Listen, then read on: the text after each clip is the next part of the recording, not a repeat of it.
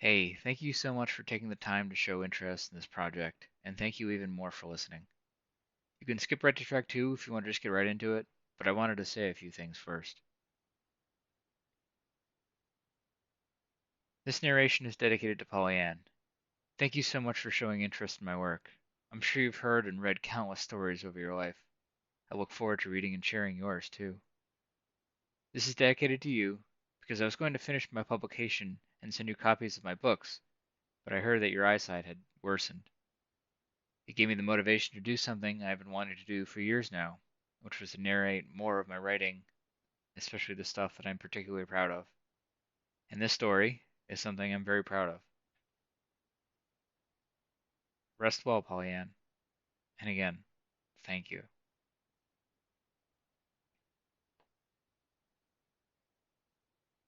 This story is a part of my sixth writing arts book, Born of Stardust.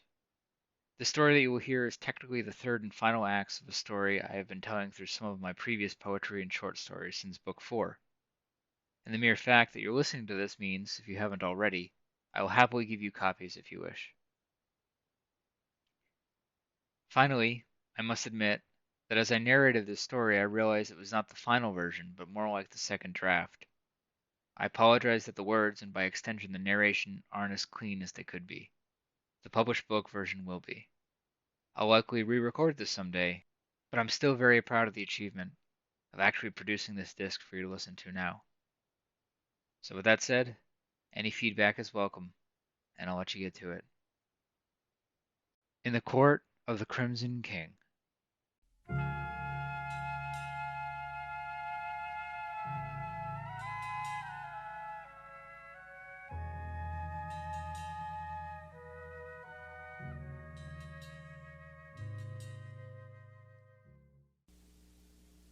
The walls fell away as I walked on the yellow road into the inner circle.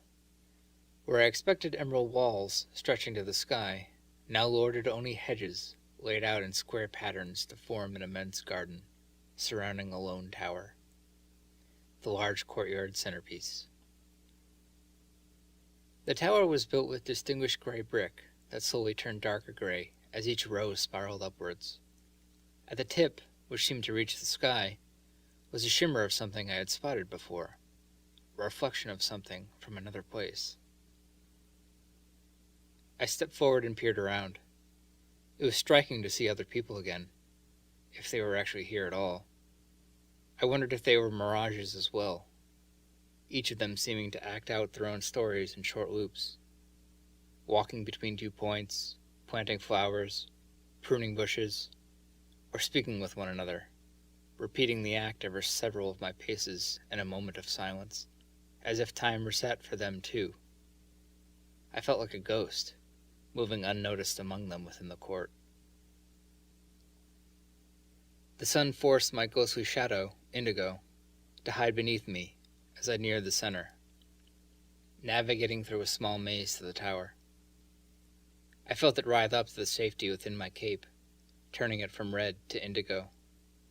Myrna, likewise, pulled my hood further over her small form, sitting on my left shoulder to stay out of the crimson sun, avoiding the harsh rays that would strip the Moon Faye's power. Music hung in the still air from an unseen source over the hedges. It was from wind and string instruments, soft and low.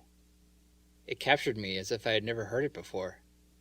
But when I paused my steps to admire it for a moment, it too paused, along with the figures here. A staggered bell chime of astonishment rung gently in my left ear, as I felt a small hand grab and tug the ring hanging from it. "I can't believe it either, darling," I said wearily. "After all this time, we're finally here." Everything held still and quiet as I seized the moment to take it all in. Indigo stirred restlessly, swirling beneath my cape. "No," I replied thoughtfully. "I don't know how, but I just know the way out is at the top of that tower, like it's calling to me. We'll be okay. We made it this far," I reassured the 3 of us. "We're getting out of here." I received a textural groan and a couple of uncertain bell chimes in response. I took a deep breath to reassure myself, and took yet another step forward. Music returned, mid-beat, and continued to play nearby, obscured by the green bushes that were allowed to grow higher. With each step their height seemed to increase. It gave the illusion that I was shrinking, until the green was too high to peer over, revealing the deeper maze. Right, left, straight, left, right. The pattern was familiar, as if I remembered it from a dream. It led me true to another opening, one that seemed equal in size to the one that was behind me. Or was it the same one? The tower seemed as though it was the same distance away. Perhaps we were merely on another side of the circle, no further in or out from the center. A man in elaborate purple clothing stood in front of many people dressed in blue. They were organized by height in rows. He held a bag with several horns, and as he squeezed, it screeched melodically. I realized what I had thought had been string music was actually an arranged choir, which echoed in harmony with the pipes. They sang a song in a language I had never heard before, but somehow recognized. As the song built, a paired row of masked figures dressed in red emerged from what seemed like a path to the tower. Each pair of masks were identical, portraying what seemed to be a wide array of emotions from an eyeless humanoid creature. They marched at a steady pace, their footsteps rumbling the ground to the beat of the piper. I heard enchanting bells clatter as their numbers increased. The last 6 held an ornate rectangular black box, hung with cracked brass bells, followed by a chanting feminine figure under a veil, dressed in flowy black clothing. Almost the instant I made the decision to step closer, I was startled as the 2 rows split apart. The box and figure in black filled the gap. The rows of masked figures trickled into a tight circle with the choir as its head, so that I could not pass through. I touched one of the masked figures, but it did not react. I applied pressure to its shoulder, but it was cold and unmovable, like stone. I noticed the part of its face under the mask it wore. It was as if it was asleep. No, it was dead. Was the mask willing it to move? The figure in wispy black stopped at the center behind the box. She pulled back a veil to reveal a faceless head topped with a crown. The Black Queen? I exhaled, equally in surprise and recognition. All at once, each head snapped, twisting to turn to me. The piper and his choir stopped, as they too stared into me, some twisting their necks like owls at deadly angles, without moving their bodies or shoulders. I recoiled a step back, pulling my left arm out, summoning my blade to my palm, ready to ignite. Indigo came down to my right arm in defense, but they all only continued to glare. After a moment, I dropped my blade, its hilt zipped back to my hip. Indigo pulled back too, retreating underneath my sleeve, out of sight, but still ready. I stood up straight and looked toward the Black Queen once more. I felt the jab of a small elbow on my neck. I regained my composure and kneeled deeply, right palm on my heart, and the back of my left on my tailbone. When I rose, there was a gap in the circle in front of me. The faces still directed toward me. I stepped in the ring. Their gazes followed, never faltering. The moment I stepped into the circle, the music resumed, and built to the crescendo. The Black Queen danced gracefully in time with it, and the pallbearers placed the coffin down in the center between us. When the music peaked, the piper's bag blew fire, and the coffin burst open, flames emanating out of it in a whirling pyre. I felt a chill down my spine as I saw the fire was not spreading up and out. It was condensing in and down, as if it were in reverse. The attached bells jangled wildly as a bright burning light engulfed the box itself, pulling dancing fire-born shadows from all the figures around me. The pipes in the choir blared, holding on the last note. My heart pounded with adrenaline when the form above the box pulled in light from the dark eyes of each of the masked marchers. The form rose from the coffin as the light became too much to bear. I tried to shield my eyes, but before I could blink, the fire and light evaporated. I looked around at the blackened part of the courtyard. Those who were here did not disappear. They were now each mounds of black ash. As the realization became known, I saw that the ash was turning gray, until it was nothing but dust. I was alone in a scorched garden with the Fire Witch. her unclothed body covered in soft, flickering emerald fire, which also seemed as if it were absorbing light. Her sharp and unwavering eyes locked with mine. "I know you. I've been here before, haven't I?" I asked sullenly, breaking the silence. "Parts of you have been here quite a few times, Mylocke. I have been waiting for you to return." Her voice possessed a harsh wood-like texture, crackling like the trees within a strong wind. "I've never found the city before. How can that be?" I replied with disbelief. "Just because you cannot conceive of it does not make it not so, just as conceiving of it makes it so," she riddled, her fire pulling in more of the light around her. "Then what happened to me? What is this place?" I pleaded. "All of your questions are the same, and have the same answer," she answered calmly and flat. "Okay, but what does that mean? This place I have never been and have never found has befallen or arrived unto me?" I questioned further, starting to grow irritated. "I can only give answers to questions that elude you. I can only take questions which have answers you already know." She spoke as if it were common knowledge and I was being a difficult child. "This seems unnecessarily complicated. I just want to get out of here." "What lies at the top of the Tower of Grey?" I asked, beginning to feel defeated, weary of angering this being even more. "The void mirror brought you here, and in this mirrored mirror lies another light beyond reflection, to bring you back," she explained, creating facsimile images with the fire around her to signify the mirror she was speaking of. Assuming I could trust this being, whom did not seem to belong here, it meant that I could trust the contents of my memories, and there was good use in the confirmation of an exit. Whatever reflective object was at the top of the tower that had been catching my eye this whole time was in fact the way out. "But to truly leave, you must answer one question, and I will take from you that which you sought," she interjected, dismantling my thoughts and fantasies of finally being rid of this place. "So be it. I will answer without riddle," I replied indignantly. "Tell me your worth, Mylocke. Do you still fear death?" she roared, green flame intensifying around her, quickly growing bright enough to dim my vision. Her face distorted, mouth agape and extending as her skin turned to wilting fire, and what was once the shape of a slender and sensual body now became a mass of flames that dimmed the sky in comparison. "Not any more," I responded confidently, reaching out for my hilt once again. This time igniting it at the threat, the soft blue wilting aura wrapped around its red core, and my hand tight around its grip. I felt small arms wrap around my neck, and my right arm tighten.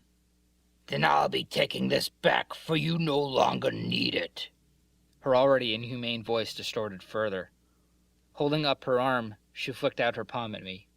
Before I could ready a defensive stance, my breath violently left my body, and emerald fire wilted from my eyes. My body fell to one knee again, weakness consuming me. I held my weapon out in front of me, but I could not defend against something taken from within. As I looked back up, her form had mostly returned human. She walked forward, her footsteps scorching the earth deeper, leaving smoldered out ash in her wake. She stopped just before it would have been my blade's reach, and bent down to speak more personally. "Make use of what has been taken. One way or another, we will meet again when this infinity ends," she softly uttered prophetically before another flash. Space bent around her, pulling her through what seemed to be a curtain over a tear in time. The twilight light from the sky began to illuminate the court once again, revealing that everything in sight had been burned, blackened, or singed. But me. I clamored for more air, coughing as my empty lungs were refilled. I choked out a curse before steadying my breath. I felt light slaps on my back, followed by a small, angry ringing bell. I crawled on my knees to some shallow shade beneath the first row of singed evergreen trees that started to replace the somehow inadequate but already too tall bushes that lined the court until this point. Indigo came out to sit next to me in the shade, its body tapering off to where it was emanating from my cape.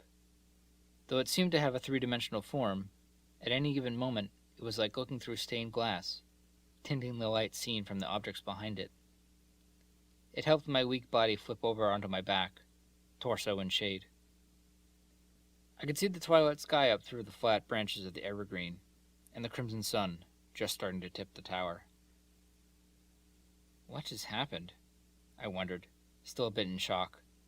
My body had severe tingles throughout all my nerves, as though I had my blood's flow cut off, and was just now flowing back, making each movement feel stiff and overloaded. I reached up to my eyes to feel for what might have been there from the energy that left me.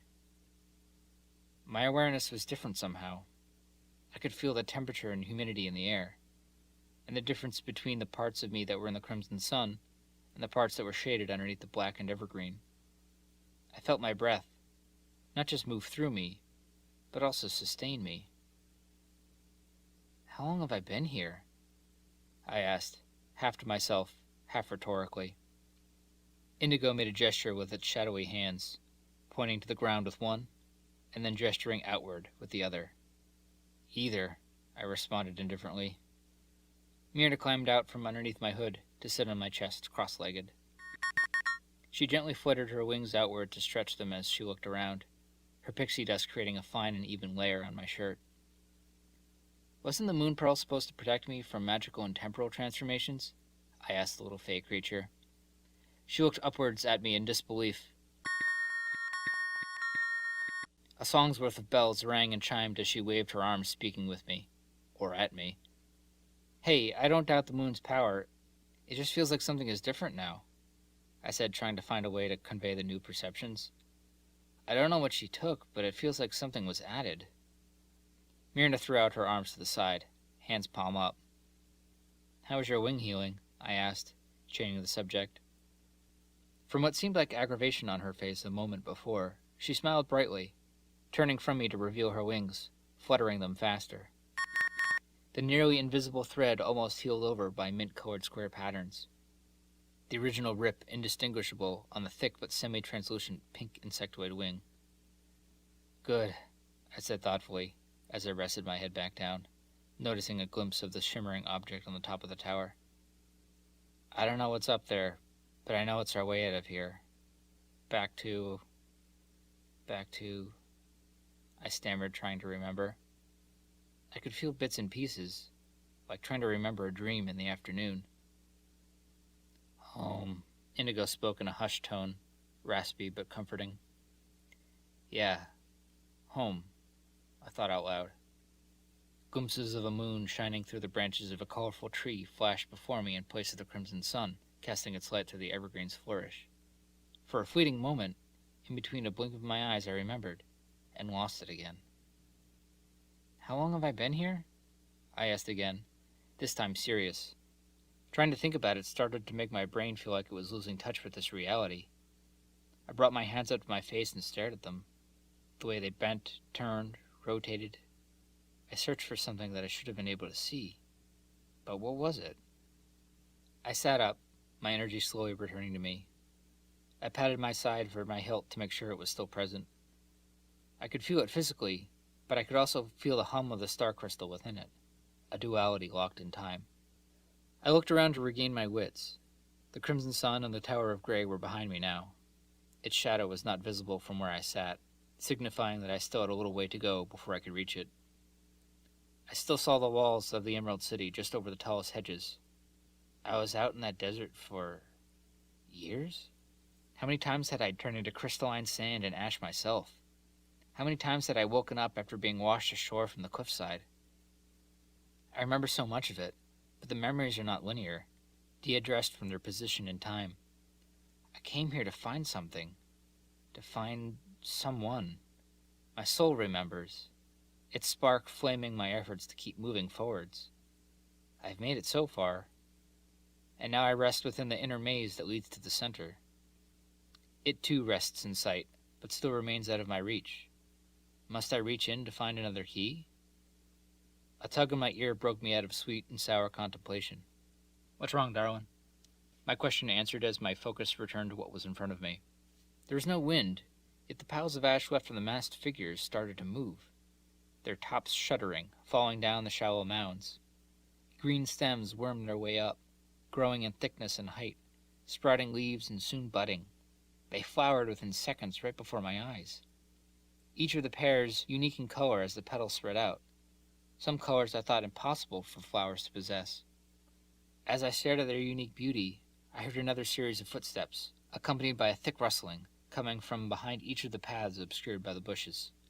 Gardeners appeared, in full dress with tool belts adorned with spades, claws, choppers, and small saws, each of them also walking in files of two, sharing a carried weight of more evergreens on their shoulders, roots wrapped tightly in small burlap sacks. They all walked into the circle of flowers, now flourishing in bushes with multicolored leaves. In unison, they all dropped their evergreen payloads onto the flower bushes. "What are you doing?" I yelled out, returning to my feet. "Stop!" They did not notice my pleas, and continued to plant the new small trees over the flowers, encircling themselves into the ring. Removing both the flowers and themselves from my sight, the evergreens created the same circle that the masked figures once did. I trotted around the circular ring of evergreens to where I had first entered the circle only minutes ago. From this side, there was another hole that did not exist before from where I sat on the ground. I could see straight through towards the base of the great tower. I cautiously entered the ring, finding no gardeners to be seen, and the trampled flowers now wilted, disconnected from their roots, pointing inward. The evergreens seemed to stare down at me as well, eliciting the same feeling I felt moments ago when the masked figures loomed in their places. Be alert, there is danger here. When I reached the center, I heard one last shuffle of movement. I knew what it was, and this time I was not going to divert my path just to see it. My goal was now in sight.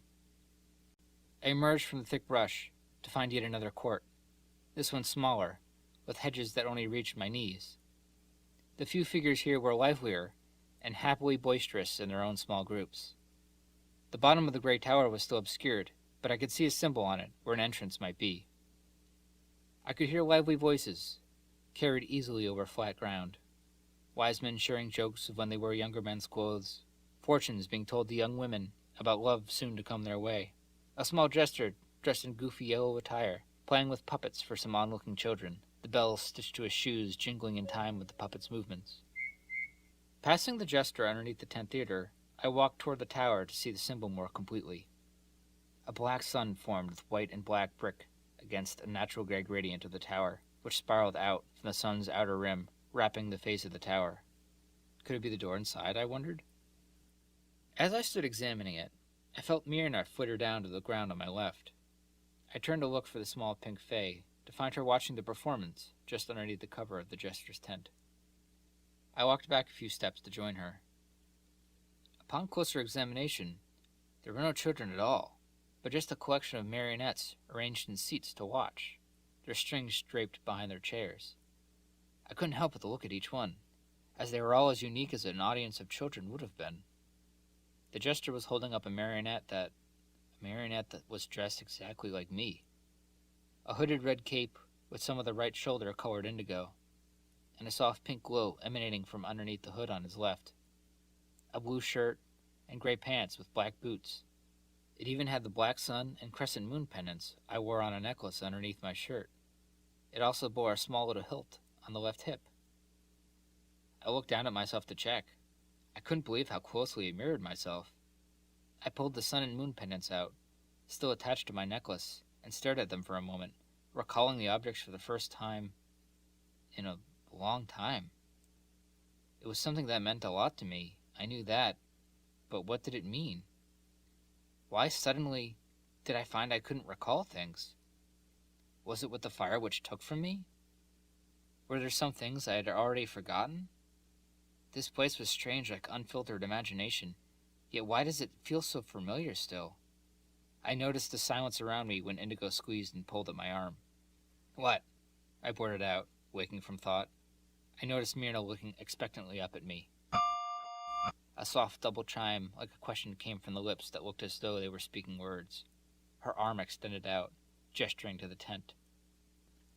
I looked up to see the jester, gesturing for me to sit in the audience, among the marionettes, whom were also staring at me.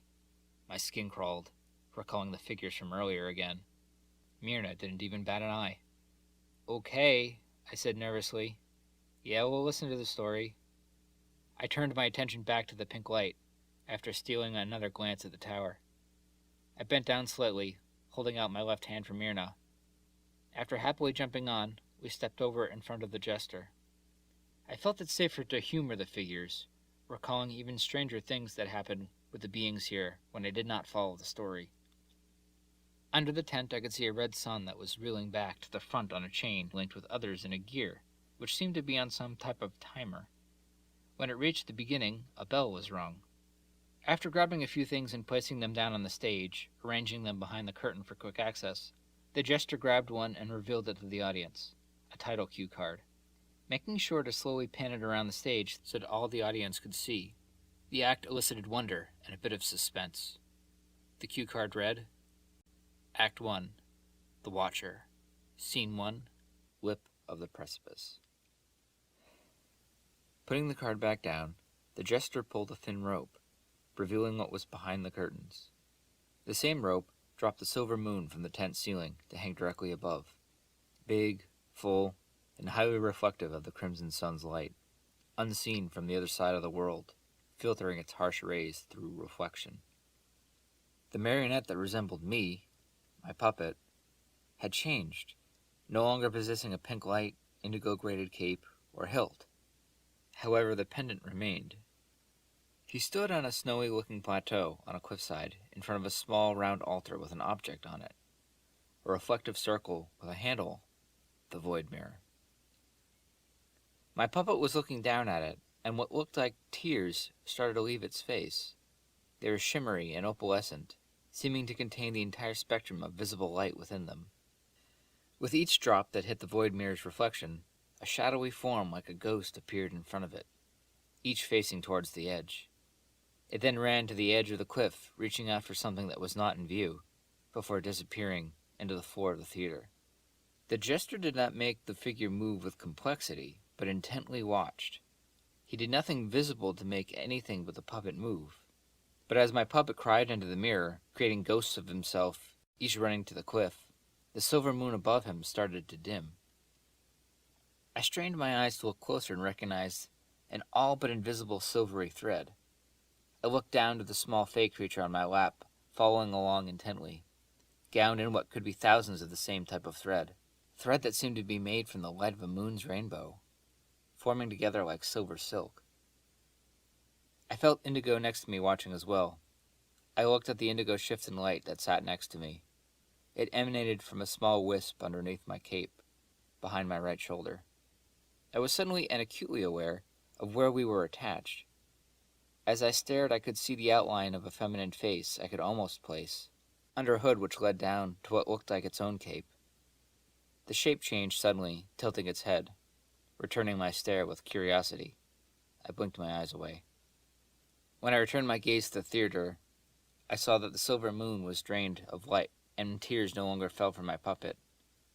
The jester moved into a better position and grabbed another title card, displaying it for all to see. Act 1, The Watcher. Scene 2, Leap of Faith. My puppet clenched his fists and struck the mirror. It did not break, but fluid spilt from the surface, splashing onto the snowy mountainside. On the ground grew lush green grass in an instant. My puppet stumbled forward to the edge of the cliff, looking down. This time the jester operated floorboards that made it look as though the surface of a waving sea. My puppet backed up a couple of steps to the front of the altar, and then ran forward, jumping from the lip of the cliff, reaching out into nothing, exactly miming all the ghosts that leapt before him. As he slowly fell, the jester looked around to the audience, to Myrna, making a welcoming gesture for her to join the stage. As the Moon Faye flitted down to the stage, the jester made a pose and pointed to the spot below my puppet. Using her wings to defy gravity, Myrna obliged and made a pose like she was falling backwards, reaching out a hand to my puppet, as if beckoning him to fall into the sea. Her opalescent white dress shimmered like sequins under the dimming moonlight. The jester slid a small frosted pane of glass in front of Myrna as he guided my puppet into the sea, as if he was reaching out past a mirage or ghost that vanished as soon as he touched it. The scene gave me shivers down my spine as something inside me awakened. I knew it was happening. These were memories. My memories.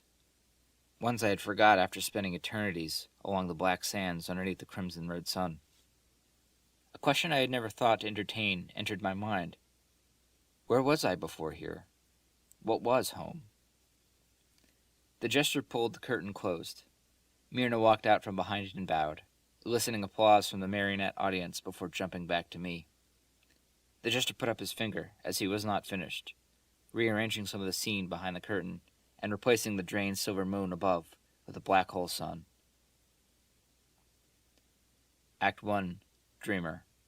Scene 3, Born of Stardust. With another pull of the cord, the curtains parted again, and my puppet came back up from the floor, as if he were diving into the sky towards the black hole sun.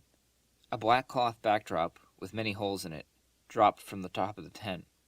The stars were represented by a crystal panel behind the cloth, which twinkled as the holes in the cloth moved past it, their color turning blue in front of my puppet and to red as he rose, or fell past them, rather.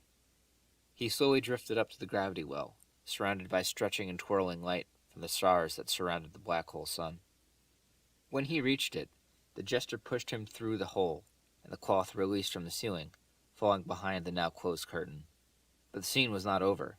My puppet returned just above the curtain, where the same wavy sea effect shifted to and fro. He went back and forth on the white sea to the jester's whim, until being pushed up onto the black, sandy shore. The jester then closed the larger curtain between himself and the rest of the now applauding audience. I looked back to Myrna and Indigo, putting my hands together too. However, it was more in confusion than spectacle.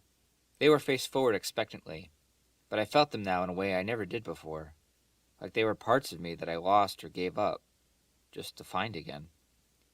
Parts of me that used to be parts of real people that I can't remember. Ghosts in unusual forms. So what did that make me? Before I could finalize my thought, a new title card appeared from behind the large curtain. Act 2, The Dreamer. Scene 1, Black Sands. The scene opened to a larger stage than before, one that had an ocean on one end and a graveyard on the other, small graves popping out of the rich, earthy sand. A large hill of rocks lay between them in the background, each of them up to what would be my puppet's chest. It was a simplified, shortened, and borderline insulting version of the real thing, of never-ending grandiose horizons and sand dunes, mountains, and locations which were hours of walking apart. Yet, realizing the constraints of the craft, I supposed it was acceptable. My puppet awoke onto black sands, wet from emerging out of the white sea, dragging himself forward onto the softer sand. However, he had no color, his costume grayscale and bland. The jester made the movement incredibly fluid as I watched my puppet struggling to stand up. I could even tell that he was coughing, expelling water from his mouth. Though I barely remember the event, it felt tangible. He stood up, putting his hand in front of his face towards the large crimson sun, hanging on the far side of the tent. He looked past his hand in between his fingers, laying his eyes upon the crimson sun for the first time. A gong sounded. The jester quickly turned his cape inside out and placed it back upon him, now red, the color being added to the black desert. A couple tall wood-like poles, topped with red cloth, blew in the wind. The jester placed a foot behind the scene, and with a small clank, a few red flowers appeared throughout the sand. My puppet walked to one of the flowers, noticing it was succulent. He attempted to consume it, but before he could return to his feet he bent over in pain, violently expelling the chewed leaves, before gasping for air. Presented to be in a dizzy daze, the jester placed what looked like to be a kaleidoscope wheel in front of my puppet and spun it quickly. After the kaleidoscope of colors and shapes ceased spinning, it was removed, and my character seemed to slap his face to wake back up. I remembered the experience very differently than how it could be displayed in theater with physical objects, though the representation was close. I could see the world below this world revealed, full of color and life, a world of spirit and indescribable wisdom. I knew what I had to do, and I knew it would be difficult. I knew that no matter what, I could never forget what I saw. I had to find my way out of this place, or I would be trapped in it forever. The jester stumbled my puppet forward a few steps before evening out his pace, obliging me an occasional stumble on the uneven and shifty ground. After a moment, it was closer to the rocks in the distance. the only object I would have been able to see in the barren black desert from the white ocean. Illusion must have been at play. My puppet seemed to shrink, as if he were further away. He climbed up to the gray rocks and blackened stone to the top of what seemed like a plateau, falling to his knees, looking down into an oasis, which was contained by the plateau. Walking around for a moment, he examined the rock face's structure, before shifting a few rocks, causing a chain reaction of boulders falling away back down to the desert, the jester never ceasing to surprise me with the detail of the display. The gong sounded, and the water became bright blue and clear like the white sea. Water spilled out quickly and unbridled down the rocks and into the desert, creating branching pathways outward onto the stage, disappearing when it reached the extremities of the current scene. Some of the audience clapped at the change and reveal of the new color. The jester donned a blue shirt onto my puppet to wear. At the top I saw my puppet mime looking around before stopping on the side of the graveyard. Thankfully, a stream of water had passed near it, close enough to sight it if followed. He made his way down easily by hitching a ride on the clear Azul River, tumbling through the rapids and swimming by the shore until he was close enough to part with the water, his wet clothing drying quickly in the direct light of the crimson sun. He made his way down to the graveyard in no time, the crimson sun slowly moving with each step the puppet took. He stood above a grave after double taking past it. There was an inscription written as the epitaph, reading only one word: confusion. Looking down, he started to dig around the base of the grave, finding something after a moment. A crystal octahedron, each triangle perfectly isometric. It was the star crystal. Another bang of the gong, but no visible colors were added to the scene.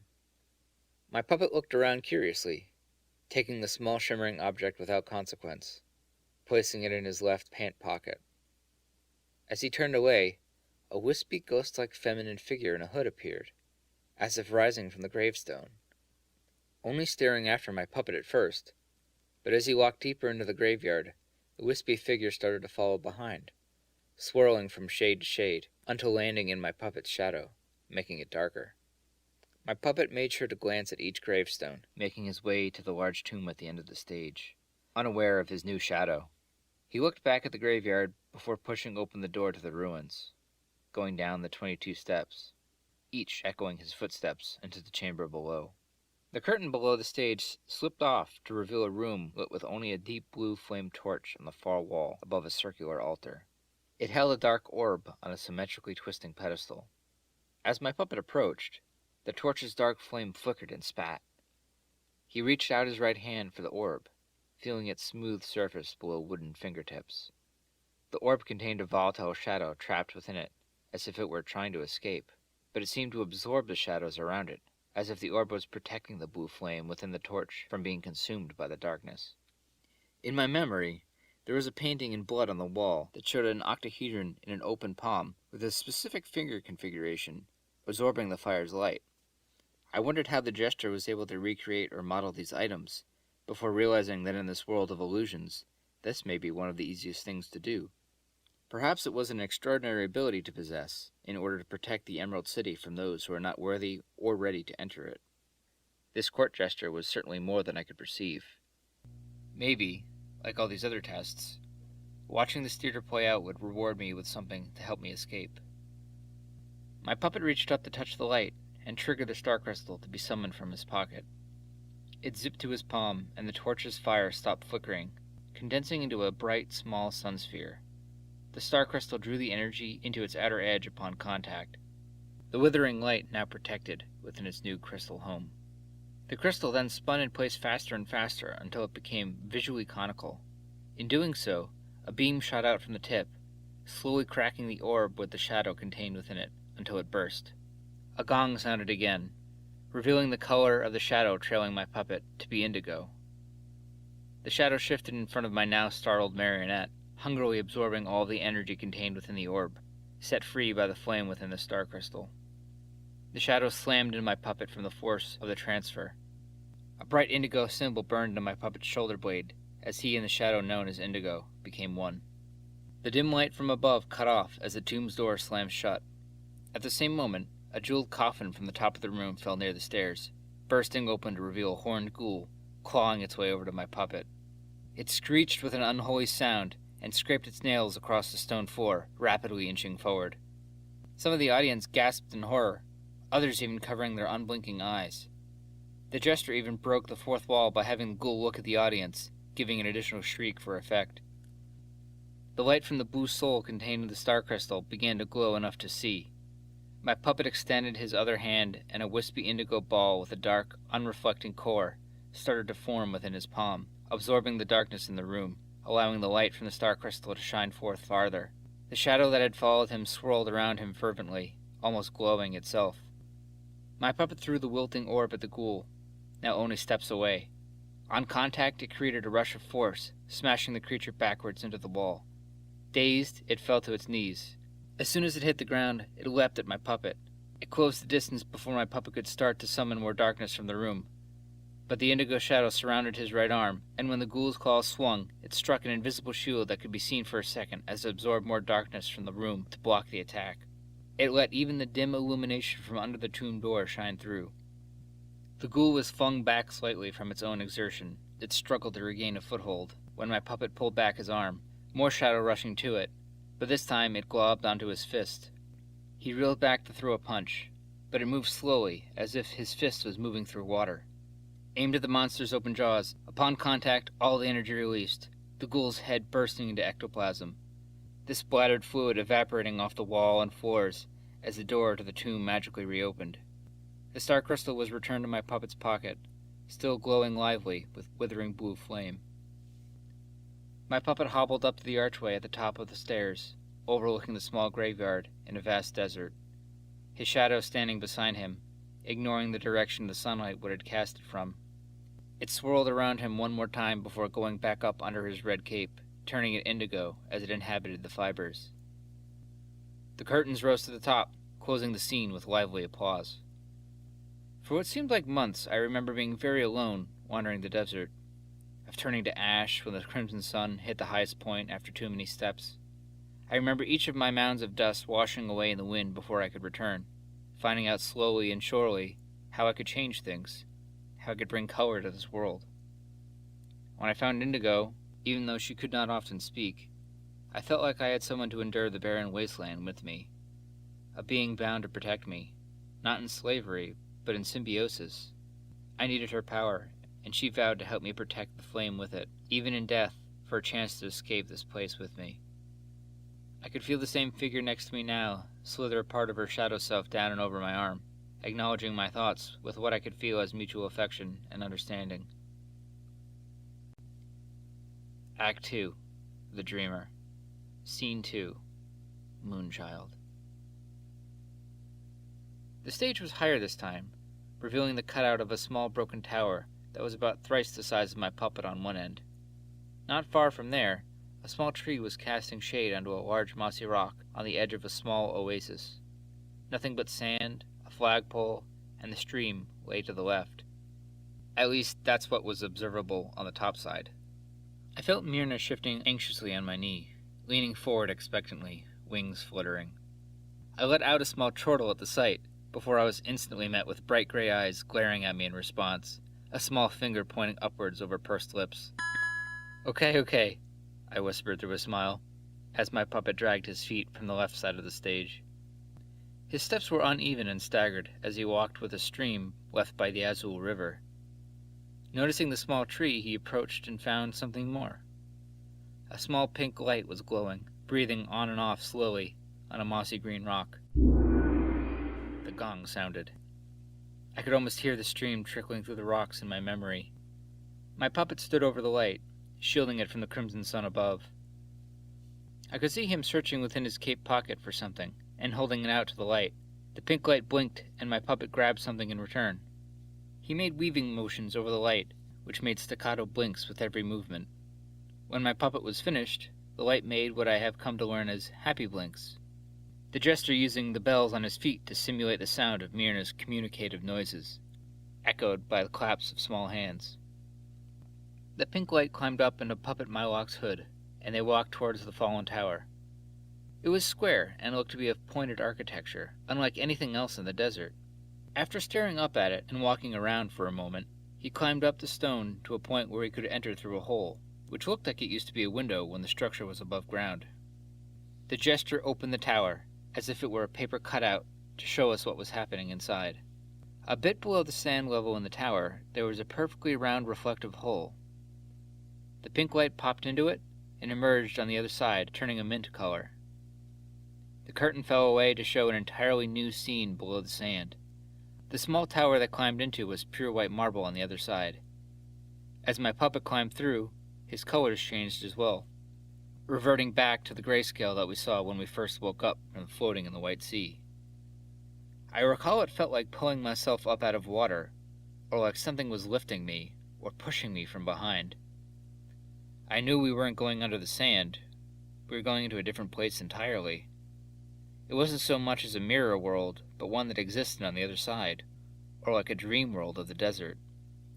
I had glimpsed it, among other places, when I would eat of the desert flower's succulent fruit. The entire stage flipped, and the up was now down. The silver moon reappeared bright above the towering castle, in place of the sun. And the sand around the tower started to shimmer beautifully, turning to bright silver, reflecting the moonlight as if it were water on the horizon. The luminance from the silver moon and the sand lit the entire castle. At the center, another tall tower stood majestically. The moon temple was before us. My puppet made his way through the ornate, clean, and beautiful cavernous rooms within the castle. Stone statues moved in pattern based on his movement. When he moved, they moved, as if they were stuck in time and moving forward played out their movements. Some would even try to strike my puppet with weapons as they pulled themselves from the walls or closed in on him. I remember walking through the moon temple with Myrna, as if the memories had not faded at all. We became friends wandering the halls of the megalithic structure, keeping away from the ivory moving statues. We were there for what felt like days before discovering the ones with the silver eyes were the key to the puzzle, letting them be destroyed by the other statues, and following the path up to the top of the temple where the moon pearl lay suspended in the moon's tear. With each silver-eyed statue destroyed, the tears dripped away into the basin below. As I watched the display, I started to think more and more that this theater, this demonstration, was specifically for me. It wasn't for the wooden puppets behind me, it wasn't for the jester, and it wasn't for the others in the court, as they showed no interest in it. It was for the three of us, to help me remember. Was there a why question in there, though? I wondered. Things just happen here. They follow logical patterns, but aren't logical at all. But if there was a why, what would the answer be? What is this all for? Not just the jester here, but this desert, the Emerald City, the Great Graveyard, the Moon Realm, Steam Mountain, this great tower? Why do I find myself right here, right now? In reaching the top of the Moon Temple, there was one lone black knight statue that held the last seal to the moon tier. With no other statues to destroy it, my puppet needed to destroy it with only Myrna's help, for Indigo could not travel through the portal to aid him. She stayed behind in the tower as a link back to the other side. The magic of the Moon Realm held no shadows to hide within. Myrna's light guided my puppet through the battle, lighting the places where weapons would strike before they did, letting him move in ways that would make the knight destroy his stone weapons on the environment, until it was left to use its own body, destroying itself slowly with each missed strike. It crashed on its face after a complex game of mimic, and the silver eyes faded. The last part of the magical seal dripped away from the moon pearl. The pearl was perfectly spherical and weighed almost nothing. Its deep and vibrant color was of pink swirls, mixed with sparkling silver glitters that moved in a maelstrom. I remember holding it in my hand for the first time, mesmerized by its unique beauty, as the colors and structure within it spun like a galaxy of stars. My puppet held the moon pearl up, the moon's light reflecting off the glistening silver within it. The colors of his cape and clothing returned from gray. Before the rightful victory could be digested, the moon tower started to crumble. Enough damage had been done to the structure after all the battles to break holes in the floors and structural walls. My puppet and the pink light quickly fled back to the portal, dodging fallen stone, collapsing walls, and dead ends, time moving only when he moved, backing up and trying different routes before finding the quickest route out before the fall of the castle. I reached out my palm beside Myrna, and she slapped it victoriously as we watched our characters barely escape the collapse, pushing through the portal again as it sealed behind them. The jester bowed as the curtain rose, and even I gave applause this time. If I was stuck here, I might as well enjoy it while it lasted. I wanted to leave this place, but right now, this was what was happening.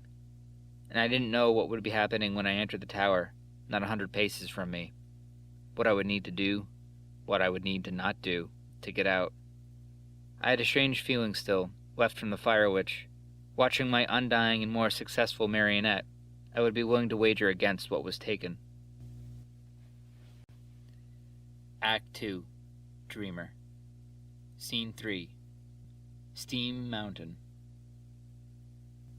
The three of us ambled through the desert, making our way to a large mountain on the horizon. Nothing but flagpoles and sand dunes along the way. Gradually, they turned to black dirt hills. It was a steep mountain that met the cloud line. However, the clouds seemingly only existed over it, and none of the desert. It held fire within it and snow upon it. It was hard to see the scale of it all on the model we observed.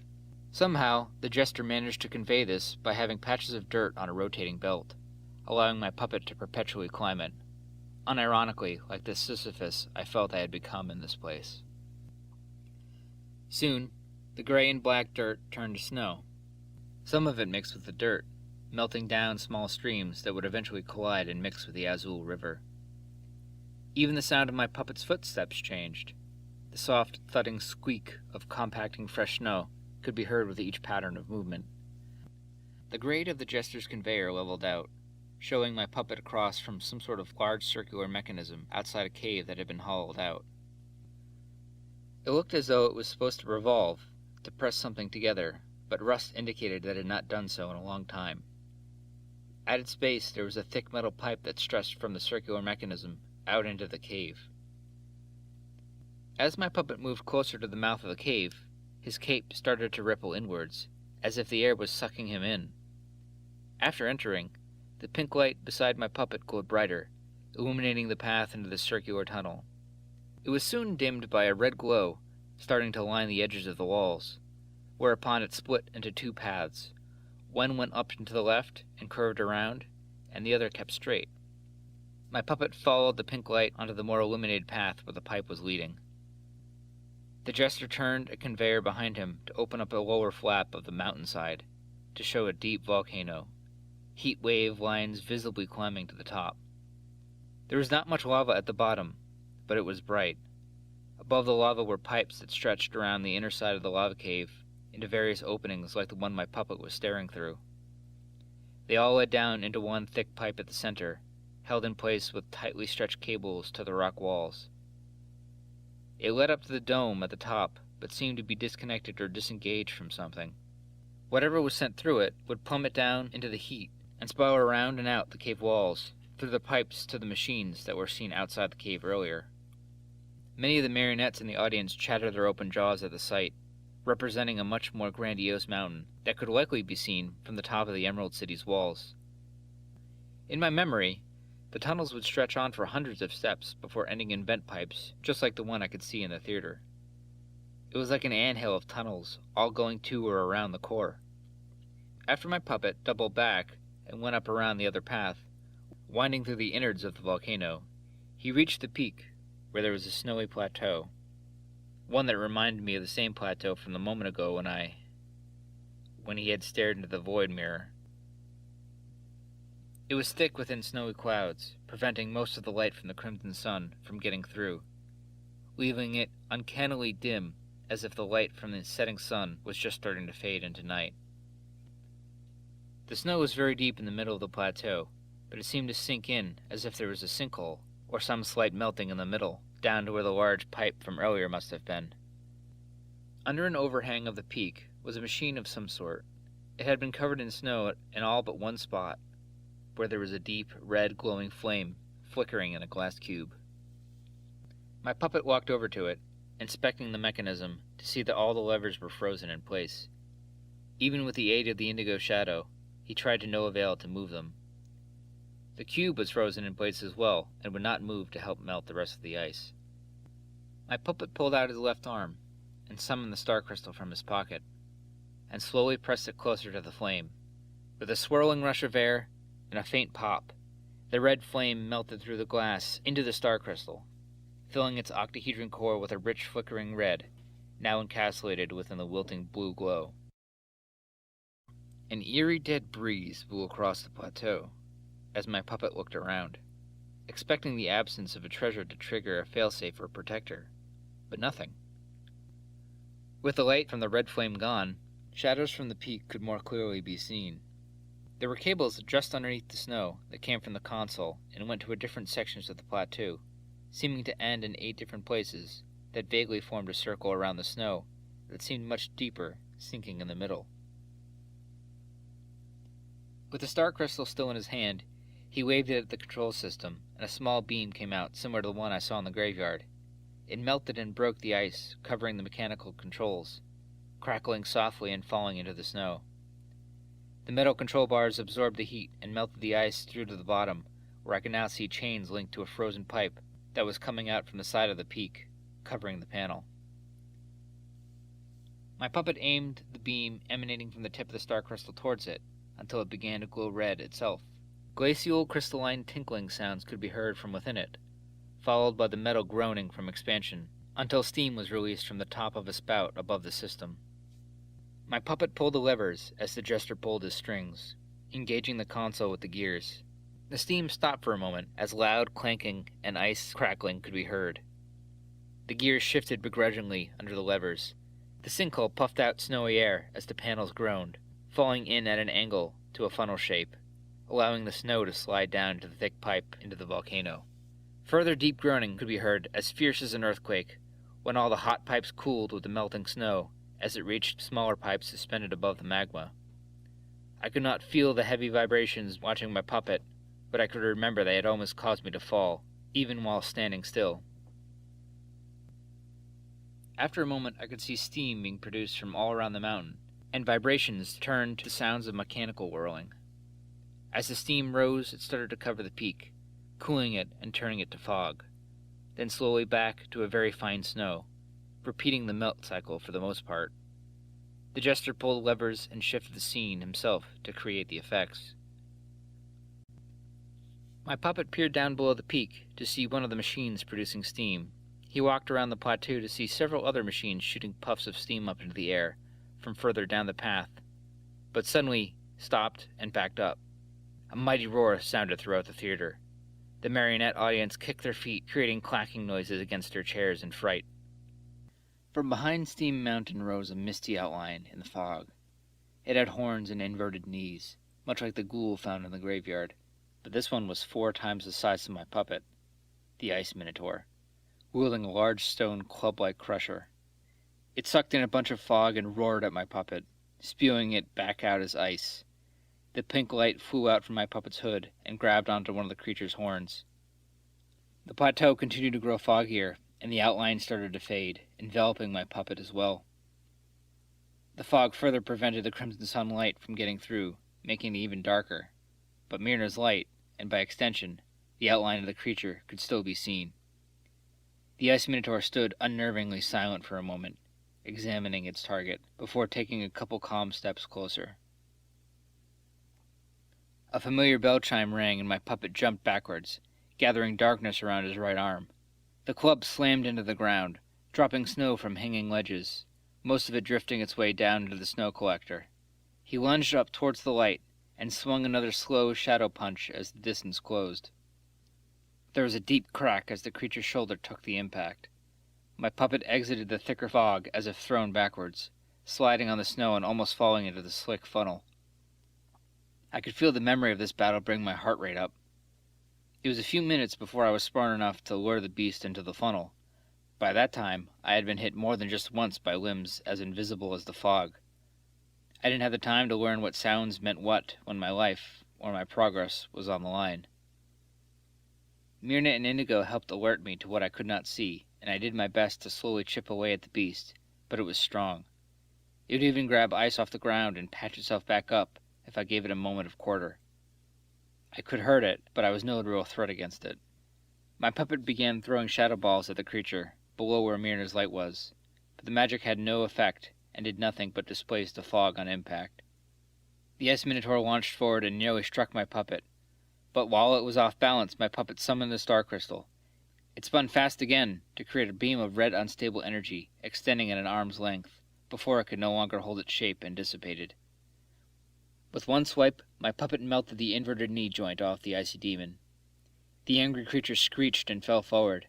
The weight of the club it was trying to lift was too heavy off balance. I heard angry bell chimes as the small Moon Faye pushed the creature's head as far as it could with a weak wing.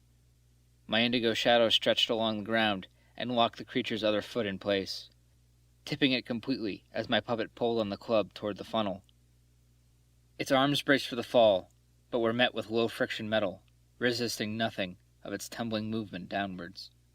It tried to grasp back at the ground, but its long, icy fingers could not find any stable land to hold on to under all the packed snow, its angular body grinding against the metal as it slid down. It hit the hole below, but did not fall through. Its arms were strong enough to reach up and hold itself out against the angle. I heard another angry set of bells as an icy leg with yellow burned bone sticking out was thrown in after the creature, striking it in the face. It angrily roared loud enough to rattle my puppet's wooden bones. My puppet gathered more shadow around the right side of his body and lifted the club that the ice minotaur fought with, turning to pull it in.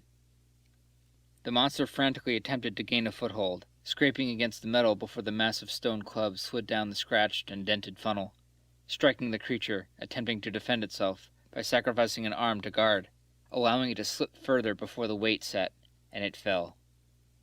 It scratched and banged the tunnel in its descent, before letting out a hellish roar that echoed back up through the pipe, swirling the fog around in a vortex before it was sucked back in with a rush of air.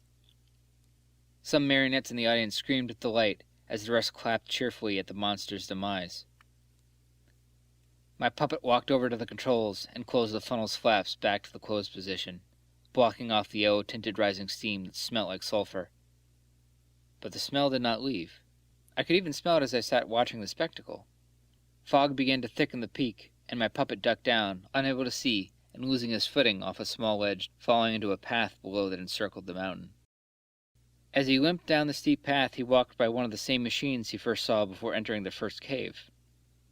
This one, likewise, had pipes coming to and fro a cave that stood near it.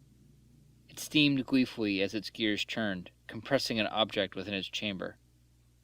My puppet pulled a lever on it, engaging the mechanism, and a yellow brick popped out of the bottom, clattering to the metal below with the sound of heavy stone. It was only a finger length thick, but it was slightly larger than a spread hand in width and length. My puppet reached out to touch it, and upon contact, it slid on the ground in front of my puppet and lay still. My puppet kicked it, but as it moved from the force and slowed down, it clambered back quietly in almost the exact same way, reversing its path back to where it was. As my puppet attempted to walk past it, it followed, turning over itself around the other side of my puppet to place itself in front again. As my puppet walked and continued to study it, another mechanism appeared around the corner of the path. It too was processing the same type of brick. My puppet reluctantly touched this one as well. It fell in line with the other brick and formed a line of two, only reforming as it was stepped away from, placing itself onto the way of his next step. There were 16 of these stations around the mountain, the jester showing them as if they were all right around the corner from each other. With each collection of one, they began to form a path for my puppet as he walked, but only in certain directions, as if there was a hidden path that only the bricks could travel upon. It happened to be the same as the mountain path at the moment, as my puppet could walk sideways toward a ledge and find that the bricks did not follow. My puppet no longer stepped on white snow or black sand, but the yellow bricks, as they formed a road beneath him. As he left the mountain, the tall poles with red flags on them now held black turbines, that with the red cloth twisted in the wind below the now twilight sky. The soft sound added to the ocean of crystalline sand rolling over itself in the breeze. The jester dropped the curtains and bowed deeply, eliciting another round of applause from all of us in the audience. I'd imagine it was almost over now. Only one more adventure left before I found the city of Mirage, the Emerald City. As I looked down at my companions, I wondered if I would be able to take them with me when I left. And if I could, should I? Would they? And what did it mean to leave this place? With no memory of any other world, I couldn't help but wonder what type of place that this place would be a subset of. Or if getting out meant going deeper. Or worse, maybe there was no getting out. If this was purgatory, maybe I would just live lives indefinitely. The next title card appeared and spared me from falling into existential terror. Act 2. Dreamer. Scene 4. The Sword of Souls. There was a building in the distance, a sole object in an expanse of nothing but black sand. It was made of bright stone pillars and what seemed to be marble. Out of place, it stuck out like a bright spot in the black desert. It was the sanctuary, the refuge from the harsh crimson sun. As my puppet followed atop the ever-forming road of yellow stone brick, he found himself upon its steps, below a glowing gate. It seemed to be blue and red at the same time, rather than a mix of the two, as if they were two types of light. On either side of the gate there were two stone statues carved into the shapes of owls, one white and one black. It looked as if there had been a third, but all that remained were the feet upon its stone perch. There was a couple small pieces of it, including an eye that remained on the steps, but the rest was nowhere to be found. I remember a tangible feeling of timelessness when I stepped onto the steps and off the black sand, as if this place, and the very foundation it was on, was outside time, or above this reality, much like the Moon Temple was outside this space, or below this reality. The movement I made inside the sanctuary did not matter. The crimson sun did not move, and I could stay there without fear of turning to ash. In fact, I would even return to it, if I could find it, when I lost my way. My puppet held out his left hand, presenting the star crystal to the gate. It shined, peacefully still in the air, before slowly spinning as my puppet stepped back away from it. It turned horizontal, and from the bottom and the top shone beams of light that reached out, just above the bowls that were protected by the owls. Red on the right, and blue on the left. The light started to form a ball of its respective color, and when they grew to about half the size of Myrna's pink light, the beam stopped, and each ball descended into their respective bowl, catching in a light with the same withering and flickering flames that existed before the star crystal absorbed them. The star crystal returned to my puppet's hand as each of the owl's eyes lit. The white owl with blue eyes, and the black owl with red eyes. It was behind my puppet at the time, but I noticed that the eye of the gray owl upon the steps flickered with green light. Something made me feel as though that was an important detail I had missed. The gate disappeared within the blink of an eye, leaving a path into the sanctuary. The building appeared suddenly to have more depth, and was cut in half again by a pull of a lever, the gesture never once faltering to keep my puppet's walking movement fluid. Inside there were 3 distinguishing features and 3 unique objects. Unlike the outside, the inside was black marble, dimly lit with only small white torches on every other pillar. Beneath them were plaques, depicting shapes I could not quite make out, though I knew what they were from experience. I got ghostly tingles in my left arm just thinking about it. None of the light from the outside entered, even though the black sand and twilight sky could be seen from between the arches. There was a shallow square basin about twice my puppet's size on the left. It stepped down twice on the opposite sides, making the rectangular shape for the deepest part. On the right there was a floating stone cube, resembling the star crystal. It slowly rotated on a point about half as tall as my puppet. Atop the opposite point, half a sword hilt was visible, the rest enclosed below, between the top 4 facets of the cube that met at the top. There was a bright white line circling tightly around the cube that seemed to be lit with magic. In the center back, a few steps away from both, was a white altar, a simple but deep black cloth laying over it, draping over the sides slightly. I was curious as to how the theater would play this out. The 3 of us spent what seemed like days here, examining the cryptic plaques on the walls and wondering how the other objects were related. Though I don't enjoy it, I can kill things fairly easily. My disdain for anything that attacks first and asks questions later, along with the nature and likeliness of most of the monsters here, made it even easier. Both seem to be abundant outside the walls of the Emerald City, though I have no other world I could judge it against. With that said, complex puzzles annoy me the most. My puppet walked around the sanctuary's inner perimeter, looking up for a short moment at each of the 8 plaques that resided just below each torch, and then walked over to the cube. He took off most of his clothing, down to a gray undershirt and underwear, placing the excess clothing between the rotating cube and the basin.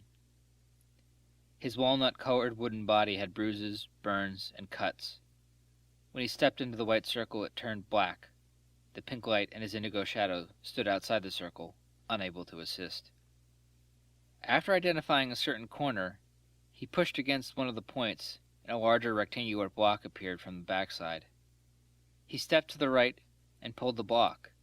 This time, an entire facet of the cube shifted downwards, revealing a quarter of the hilt that was trapped within the 3 other sides. He pushed the face that slid downward to the side, and a hole appeared. Reaching in and pushing forced a small rectangular block to push out from the center. After walking around and pulling that block out, turning at 90 degrees, he placed it back in.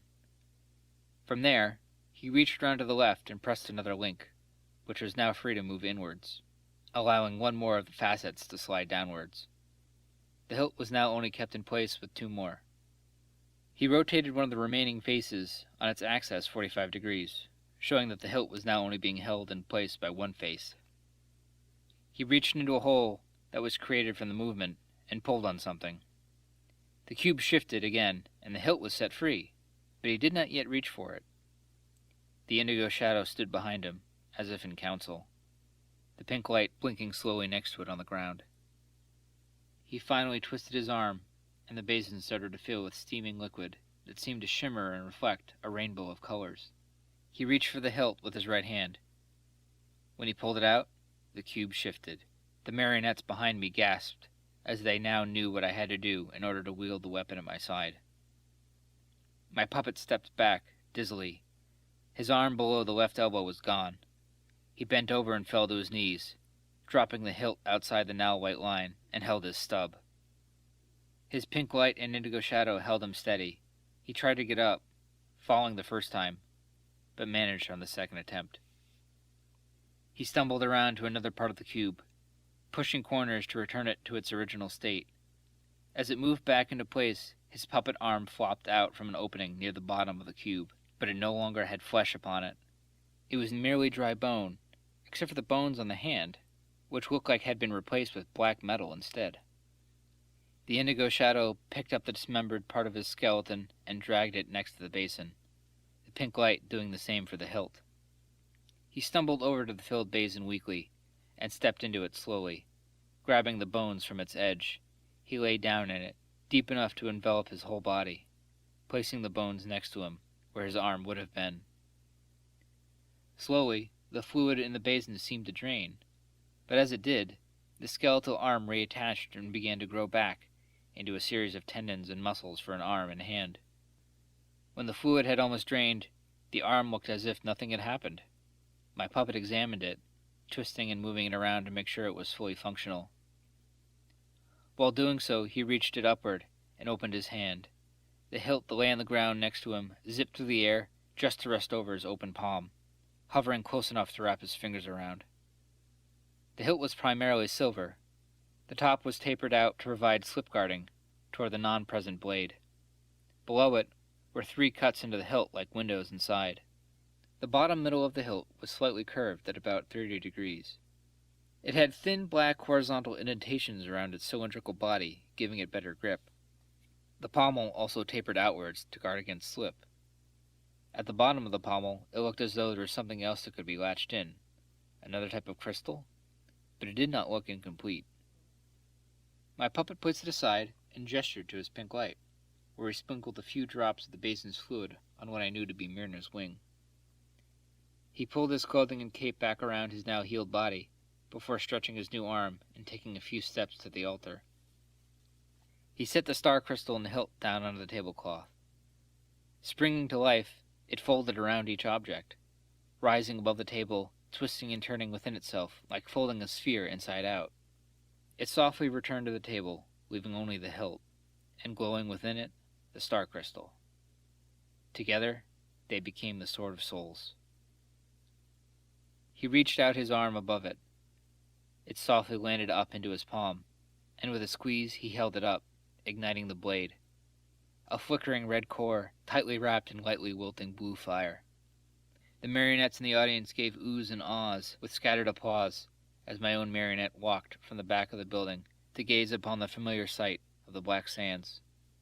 In the distance, the sky darkened with an oncoming sandstorm, kicking the wind up around him, whipping through his indigo cape. But even through the black sandstorm, a bright object shone upon an unmistakable tower in the distance. His goal was not far now. This time, however, the curtain did not drop, yet the gesture held out another cue card. Act 3. The Sleeper. Scene 1. Emerald City. The events seemed to be in the right order, but they were incomplete, as if only hazy memories that outlined the focus of what had passed, cutting out what seemed to me years in my memory, of aimless wandering and the times I fell, turning to dust, having to redo everything from the start.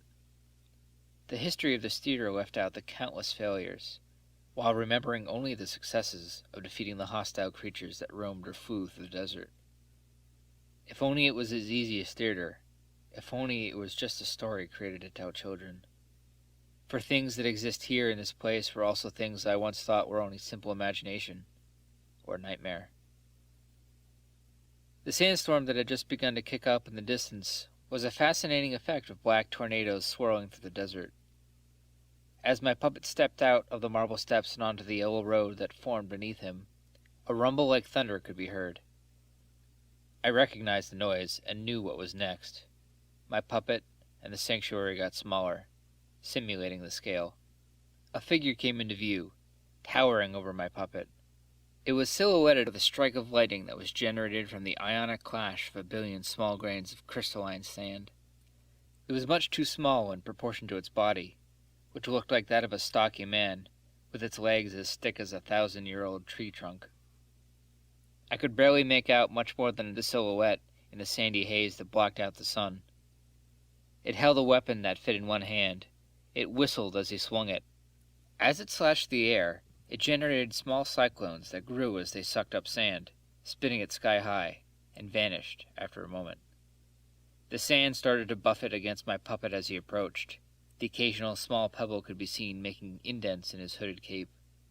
The pink light glowed brighter in the shade of the black sand clouds, and the indigo shadow swirled fervently around my puppet. The creature continued to thrash. The sound of its footsteps and the sound of the heat from the lightning cascading through the sand was textural like static. Again, my puppet did not have a sight advantage, for I knew the moment the giant spotted him, he would be in trouble until he brought it down. Getting close was difficult. Avoiding its rampaging path and not getting caught in a cyclone was like a maze in itself. The yellow bricks did not advance and would not retreat. It looked like my puppet would have to defeat it to continue the way forward.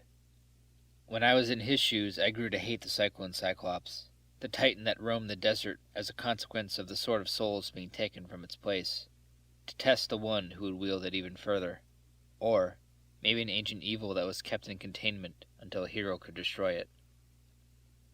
Either way, I don't recall how many times I was turned to dust at its hand, or foot, or how many times I was tossed into the sky to face the crimson sun, just to become a crater upon the sand on my return to it. I'm certain at this point that my puppet's battle with the creature would show me up. The mini Mylocke saw an opportunity to move around behind the monster's back and took it. It continued to rampage like a child with an uncontrollable tantrum, kicking rocks, smashing the ground, and roaring, like it had misplaced a toy and had no one to blame but itself. As my puppet approached, its dark gold skin could be seen through a thick, even darker, gold hair that covered most of its body. My puppet reluctantly ran close behind it and grabbed onto the tree trunk of an ankle. The creature, in its anger, did not notice the sensation among the sand flying through the air. My puppet slowly climbed. His indigo shadow, now out of the sun, was able to exit the safety of his cape, to act as a second pair of arms at his side. A cyclone started to peter out and fell underneath the giant's legs, pulling out my puppet's own legs in the vacuum and filling his hood with sand, the pink light in his hood blinking angrily. The giant noticed the tug of his hair and reached down to swat away the feeling of a bug, but couldn't quite reach.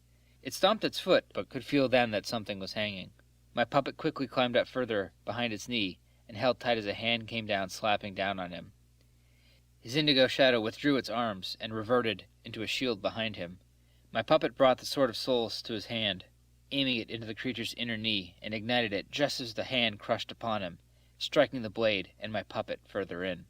The jester simulated the inhuman noise that came from the beast by slowly dragging a bell without a clapper across flat rock, its scraping ring harsh on my ears as the beast's hand went from defense to offense, scraping at the back of his knee. The blue coagulating hole was visible from where I sat as he pulled out the Sword of Souls like a stinger and flicked it away off into the sand. My puppet attempted to jump over to another knee, but the incoming hand grazed his shoulder and he careened downward into the opposite foot of the odd giant. Quickly regaining his balance and grip, he drew his arm back slowly as the giant stumbled forward, reeling from the injury. The indigo shadow around him flickered madly as a glob of shadow encased his arm, swinging it forward. The rubber band pull of energy released on contact with the giant's toe the size of my puppet's head, smashing it like a giant hammer on a misplaced swing. Another screech like hot metal on ice rang hollow in the desert scene, the sound of the static from the storm making it sound as if it was through glass. An earthquake could even be felt through the sand when the giant's knees met the earth. My puppet ran up its back, nearly tripping a few times on tangled matted hair, holding out his left hand, fingers open. A flicker of silver could be seen zipping through the falling sand as the sword returned to his palm. The beast threw a surprise spell over his shoulder with the odd rod he held. A cyclone rapidly spun up in place, whipping his hair violently as it gathered black sand, shooting it up into the air. My puppet did not falter, but jumped into the cyclone and was thrown up with it, soaring high into the sky. As my puppet crested the top of the sand clouds, a glimmer of green could be seen in the distance, with a bright flicker of pure white light at the top of a hazy gray illusory tower. With his indigo shadow holding out his cape to stabilize him, he fell straight back down into the thunderous cloud of sand. Below, the giant had returned to his feet and reached out to grab him as he fell. Its giant's eye on a disproportionate head stared him down in anger. He reached to grab my puppet, managing to grasp his cape between two fingers, dangling him at a deadly height. There was a gleam of something hanging from the giant's neck. It hung on a thick corded rope, an odd shape with a round loop.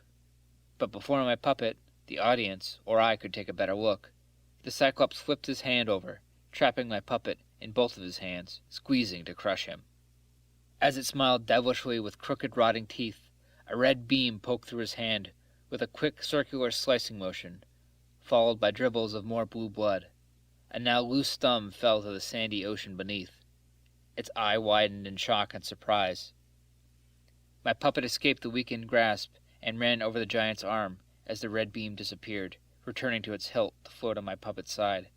The cyclone Cyclops did not scream but roared, its eyes iris turning green as it pulled its wound to its chest. The pink light's voice, like a warning bell, screamed out as a sparkle of what seemed like a gem within the giant's pupil enlarged. A thin bright green beam blasted out towards my puppet, who, in order to dodge, dove and fell underneath the beast's forearm, hanging on to stray hairs. The Cyclops focused its eye again. A sparkle gleamed across its lens. My puppet reached out as the deadly beam ripped through the sandy air. The Sword of Souls held steady in my puppet's left hand, diverting the streak of light to a less lethal path to his side. Upon seeing the unsuccessful kill, the giant violently waved its arm, flinging my puppet out, sprawling him into another cyclone, further throwing him from the scene. The marionette audience gasped in suspense as they started to chatter amongst themselves, pointing at places where my puppet would have been thrown to. The puppet master smiling with enjoyment at entertaining them with a delicate and skillful craft. Even Myrna fluttered her wings in excitement of the battle we once experienced. The giant looked around with its angry eye, shooting thin green beams into the air as it waved the wand, kicking up more windstorms that generated more flashes of lightning. It worked up a loud roar, the vibration of sound visibly rippling through the black sand in the air as its eye glowed green. It let loose another blast in victory towards the audience, disappearing as it left the confines of the stage. But as the blast of green light faded from its origin, the center of its eye shone a deep red. The Cyclone Cyclops' expression fell flat. Its arms fell to its side, its knees buckled, and met the ground as lightning struck one last time, making 2 thrums of thunder that crackled. It fell forward to hit the ground, bursting into deep gray ash that wisped away in what remained of the spinning cyclones. Sand and stone rained from the sky, the wind no longer turbulent enough to support their flight. There was silence for a moment as we watched the black sky return to twilight under the crimson sun, small wisps of wind twirling the less dense ash into the air gently. More of the ash stirred in an unusual lump, moments before a pink light burst up and out of it, free. Myrna clapping ecstatically on my knee half a second before the rest of the audience followed suit. The pink light dove back down to just above the ash as it helped pull up a puppet hand within a blue sleeve. My puppet breaching the surface of sand and ash, hobbling to his feet. As he stepped forwards out of the ash remains, the brick reappeared beneath him. He followed them for a few dozen steps, until they no longer moved with him. He stood at the edge of them and reached out his right hand upward, closing his eyes in focus. A glittering object attached to a rope slowly tumbled down to the air like a feather, landing in his outstretched hand. The jester struck the gong as a new color was revealed. My puppet turned to the audience, revealing the golden key, twice the size of his hand. Its bow a perfectly circular loop, like the shape of a hollow sun, encircled with 5 triangular points, with a shaft that led down in place of the 6th to a crescent moon-shaped bit. He held the golden key above him, turning it slowly, as if in an invisible lock. A green wall appeared in front of him, hazy like a mirage in the desert, but tangible, slowly becoming more opaque. The key rose from his hand, still turning gently, before merging itself with the flat of the wall. The emerald wall became tangible, physical, and glittered lightly as it presented itself, tall and wide, seeming to reach the sky and the horizon as it came into sight.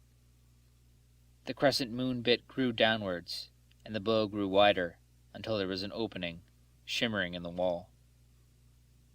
The pink light that floated beside him flew into the hole, and my puppet followed.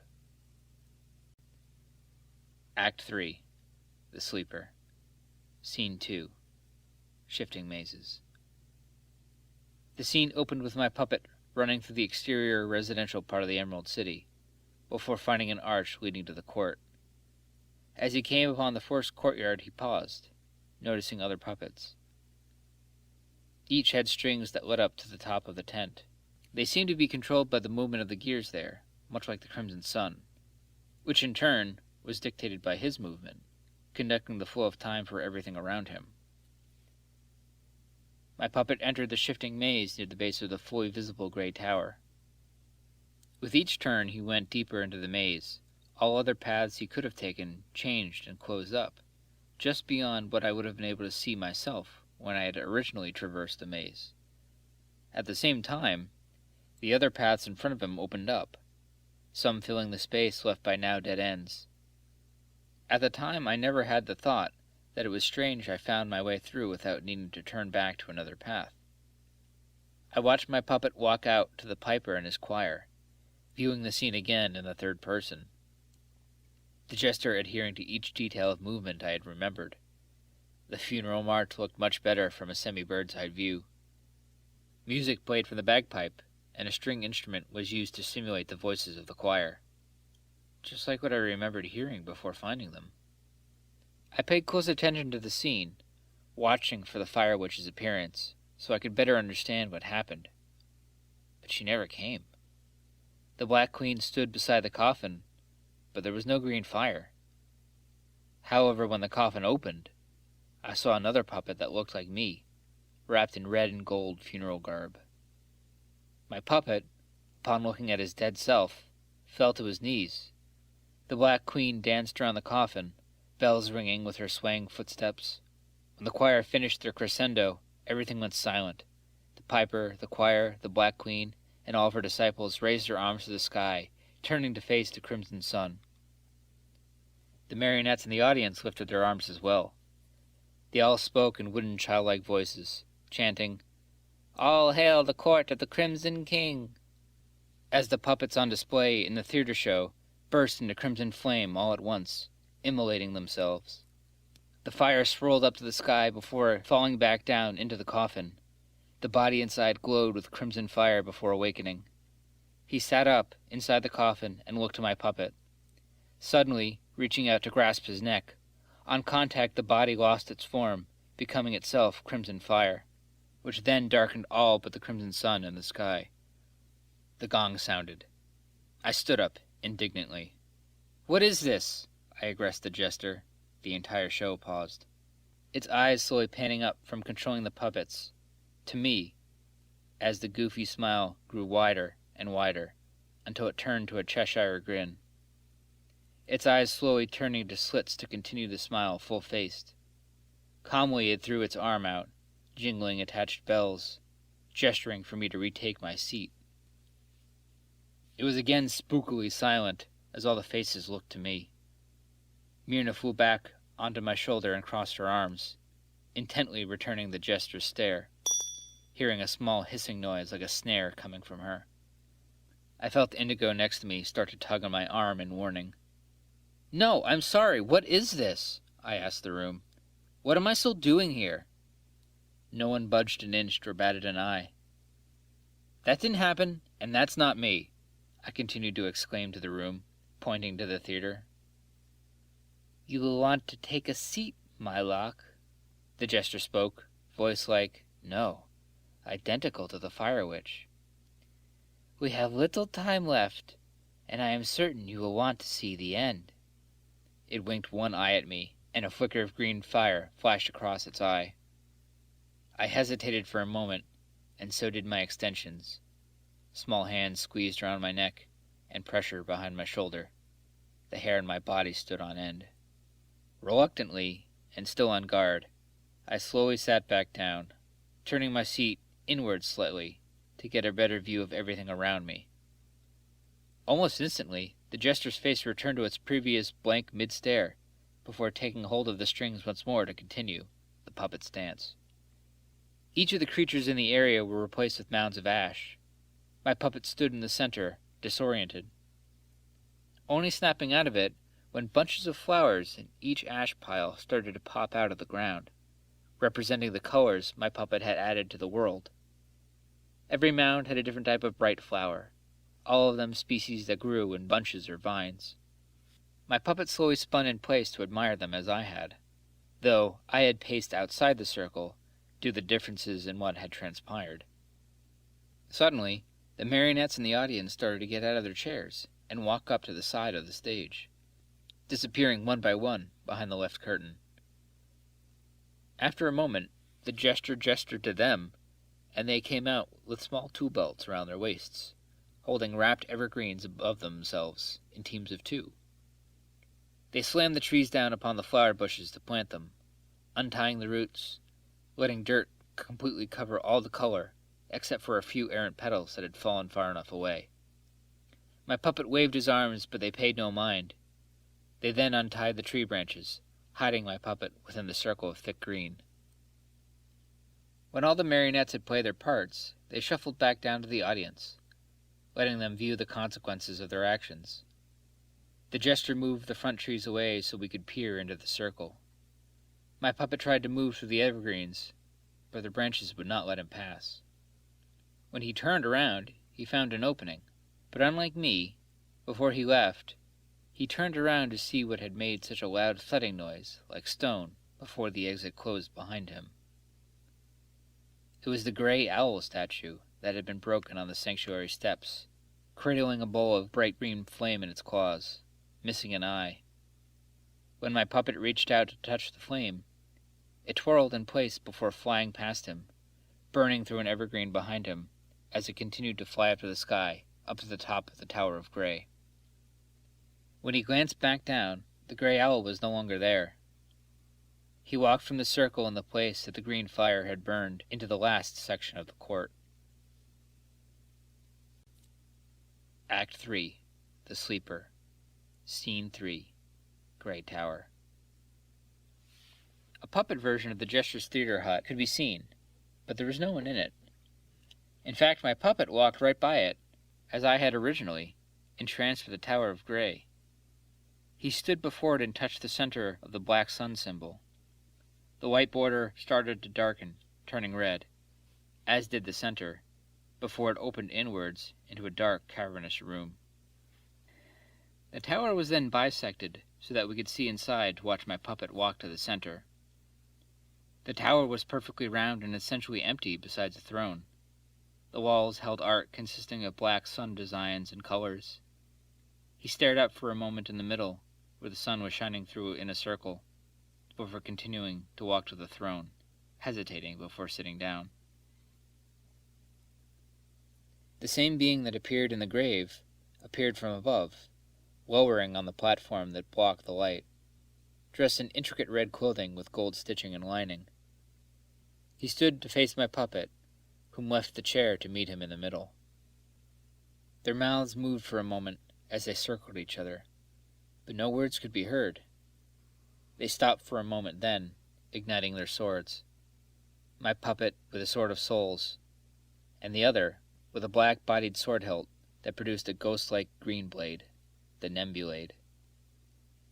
The two puppets clashed their blades back and forth for a moment, each strike skillfully mirroring the other, until the pink light under the hood of my puppet came between them, urging the fighting to stop with quick, high-pitched chimes.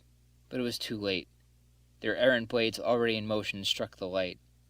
It fell to the floor, and my heart leaped within my chest as I watched on. I felt the fey creature still on my back tense slightly. The puppets both stopped as the jester continued to smile on, as if the theater no longer moved them, the craft being all that mattered. The pink light breathed weakly on the stone floor below my puppet, who knelt down to scoop it up. The other puppet simply looked on, his blade still ignited, as if waiting to continue the battle. When my puppet looked up at him, it conveyed a pleading which went unanswered before turning to anger. My puppet gathered his indigo shadow around him. It flickered erratically as it pulled in the darkness from the room. The pink light on the floor glowed slightly brighter, while the mirrored puppet in red remained unflinching. The two puppets stood confronting each other for one moment, and within the blink of an eye, my puppet was behind the other, his sword ignited at the end of a completed swing. The puppet with his elaborate red clothing remained still in place, until his head fell from his shoulders, and his unbalanced body buckled, falling to the side. When it hit the ground, it burst into the familiar flickering green fire, and rushed into my puppet. He writhed briefly in the floor in pain before his body went limp. The beam of the crimson sunlight that came through the ceiling in the middle of the room shifted as the sun moved, resetting back to its dawning position. With it, as if in reverse, my puppet's clothing and weapon, Myrna's pink light and indigo shadow body, all moved in reverse, coming back from the way they came, their movements a mirror through time.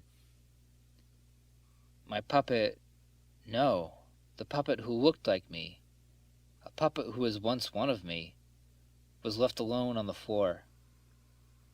When the sun's beam angle remained in place for a moment at dawn, the body floated in the air as if held by one string and was placed on the crimson throne. The audience of marionettes shouted gleefully in unison once more, "All hail the court of the Crimson King!" And then the curtains dropped. They all applauded energetically, nodding to each other in affirmation.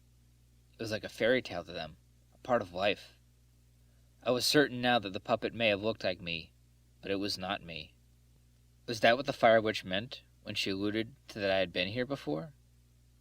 If it was me, why couldn't I remember?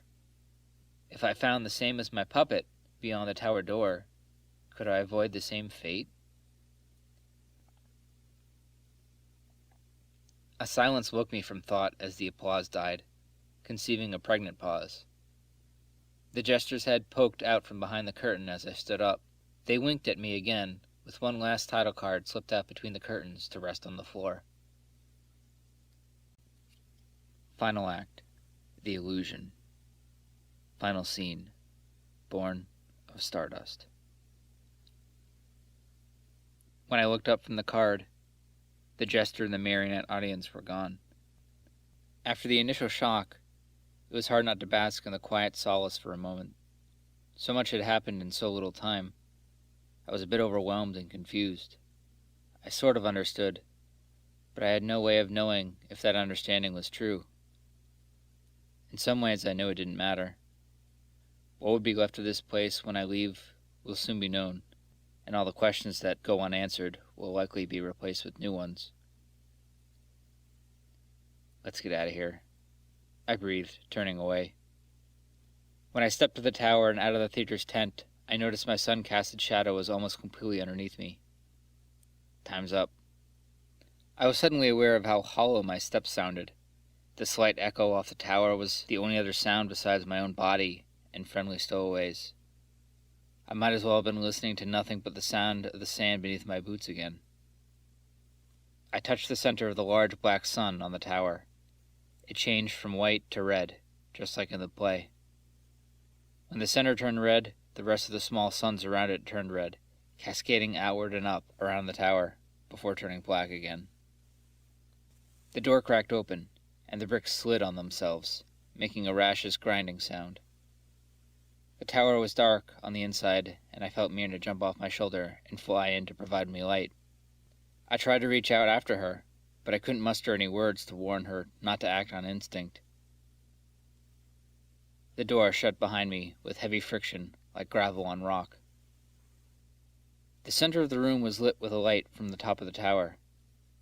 I stared up into the silo of a tower that would put a cathedral to shame.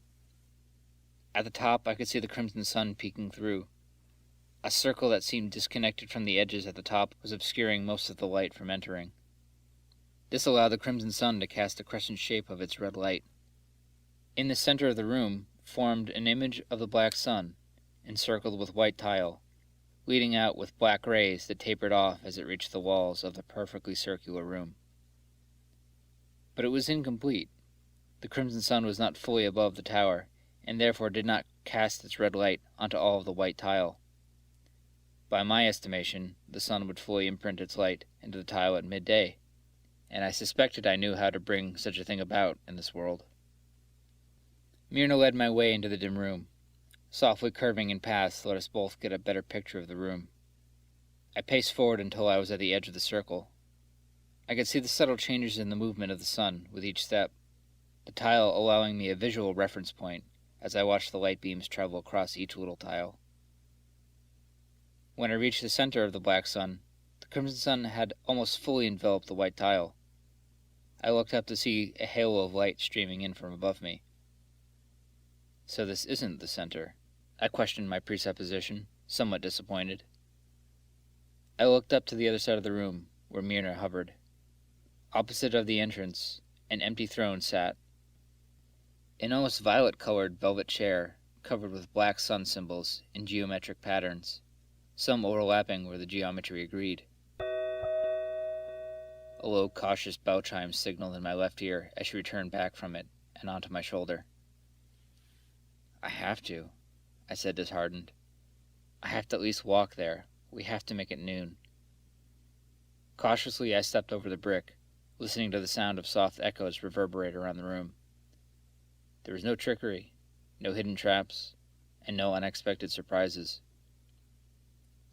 When I reached the chair, I reached out to touch it. I slowly moved from just one finger on an arm to my whole hand on the seat.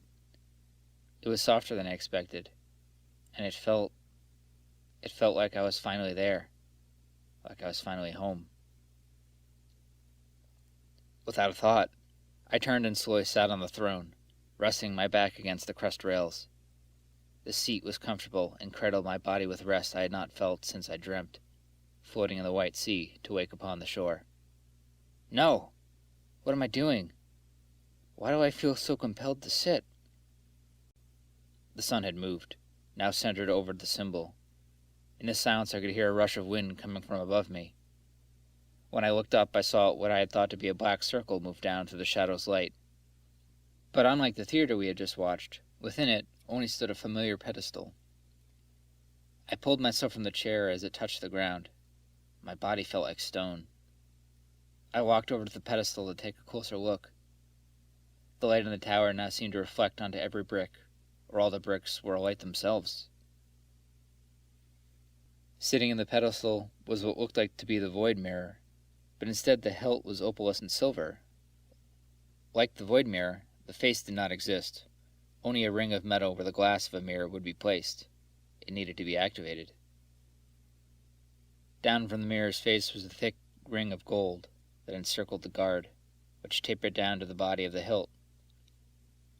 Vertically down from there were the spectrum of colors I had unlocked, embodied by evenly placed gemstones in different shapes. Pink, indigo, blue, azul, emerald, yellow, and red.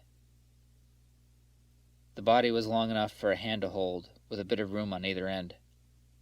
The pommel started to form from there, mirroring the guard, encircled with a black ring, before splitting in two with a downward crescent moon, where something could be placed, or suspended.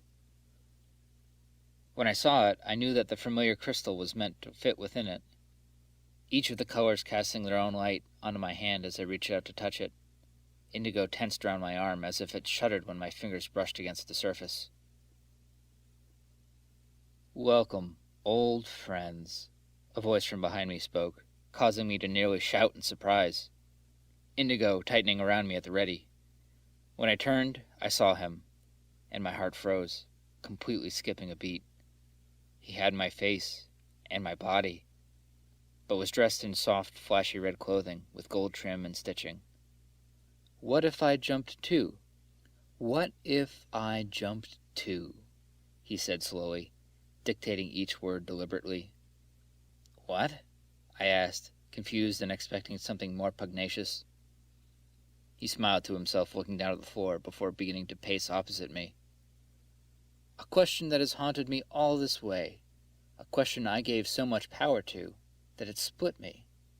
Welcome indeed, Mylocke, for I am your chaos, Nemec, the Crimson King. And this, he raised his arms to the room in spectacle, this is my failure come to life. We are the ghosts of the life I gave up, looking into the void mirror. To live the life of the one who jumped with her from the lip of the precipice into the void.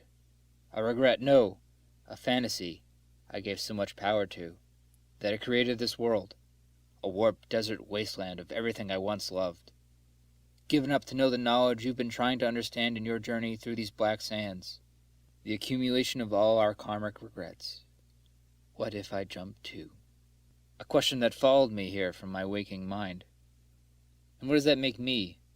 Another puppet in this fantasy you created? I questioned rhetorically. I will not become you, and I will not make the same mistakes you did. I know you won't, and that's why I'm here, to balance us. He put his hand up to his breast and patted his chest. I was weak once, so I destroyed myself. It created you in my image to do what I could not. He stepped closer, now opposite the pedestal. You've lost it, I accused. Time in this place has made you into a monster. Ah, time, he began, as if recalling the concept as a happy memory. Time has made us all into monsters, he responded after a moment of pondering the thought.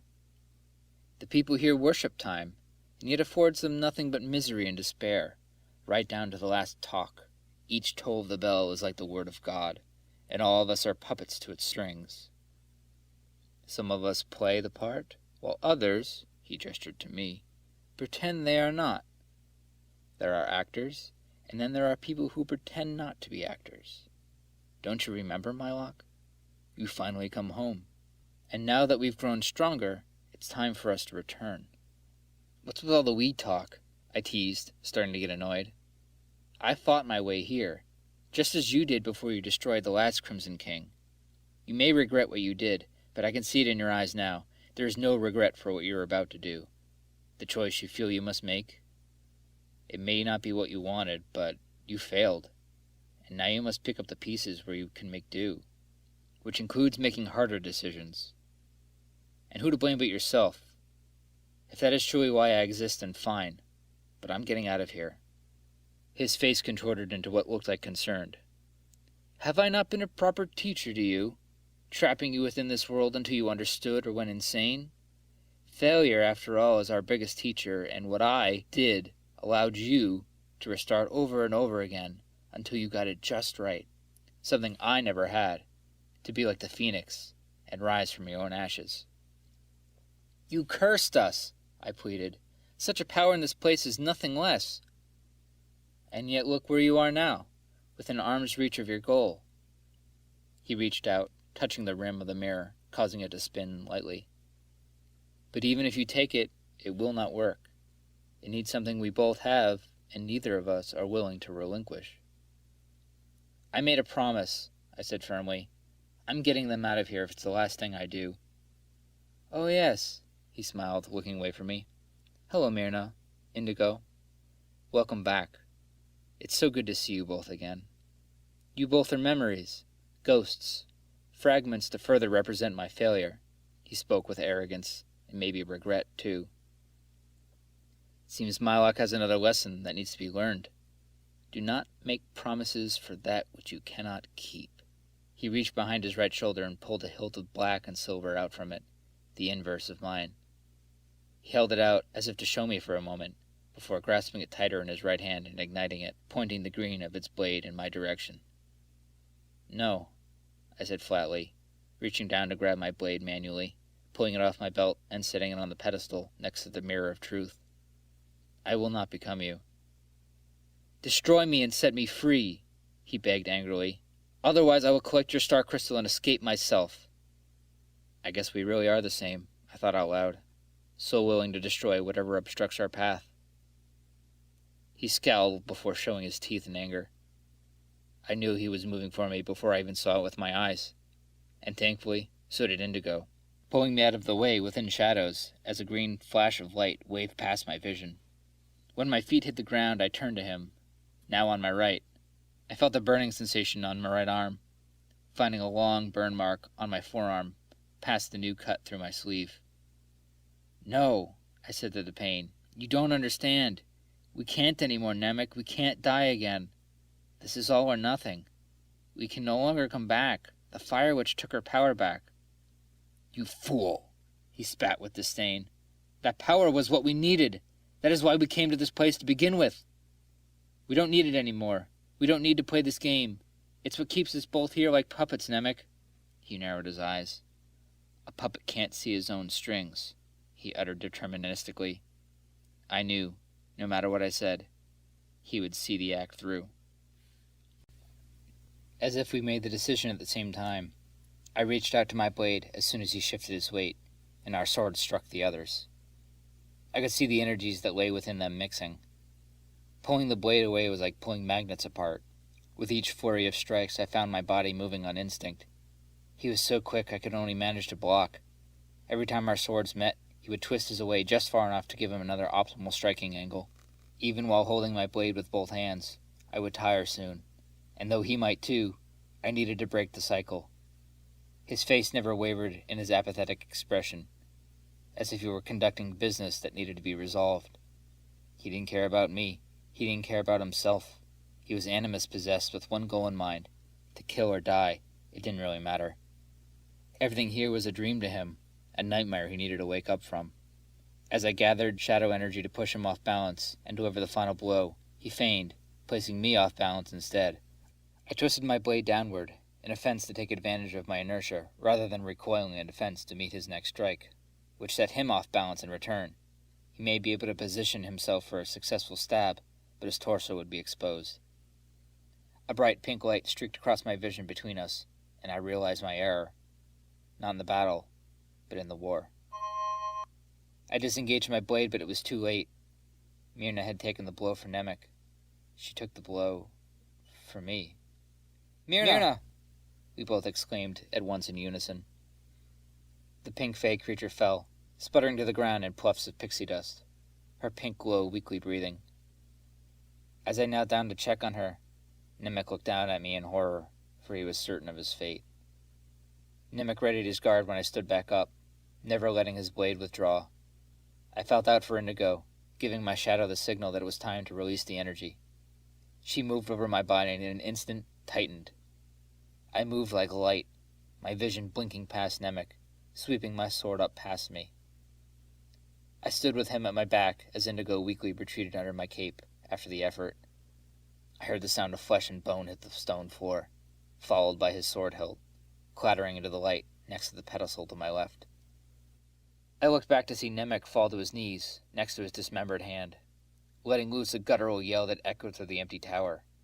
He held his arm, gasping for air through the pain. I rushed back past him to kneel down next to Myrna, cradling her small body in both my hands, her wings and back burnt from my blade. "You did it, Myrna. You saved me," I choked out, speech becoming more difficult. "Why was I so stupid? You shouldn't have had to do that, but you did," I said, angry at myself, my vision blurring with tears, smearing her pink light. She wrapped her arm over a couple of my fingers. A slow, soft, and weak sound of a small bell chimed as her lips moved.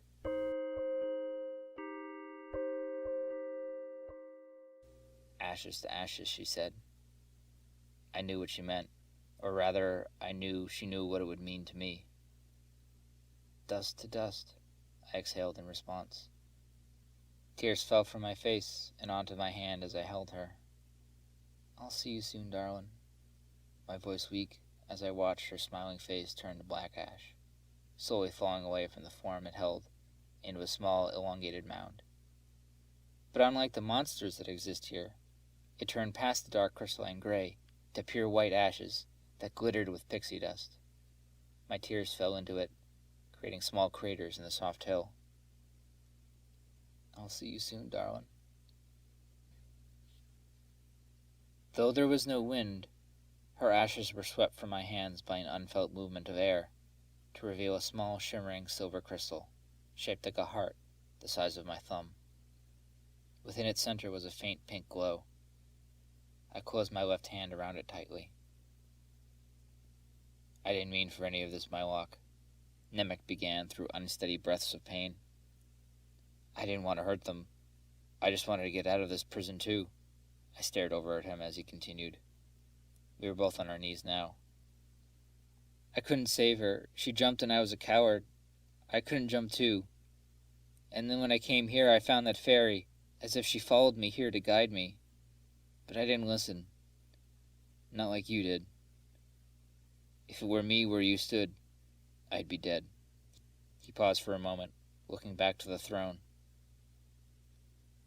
"You are the me that I created so that I could be strong enough to save her.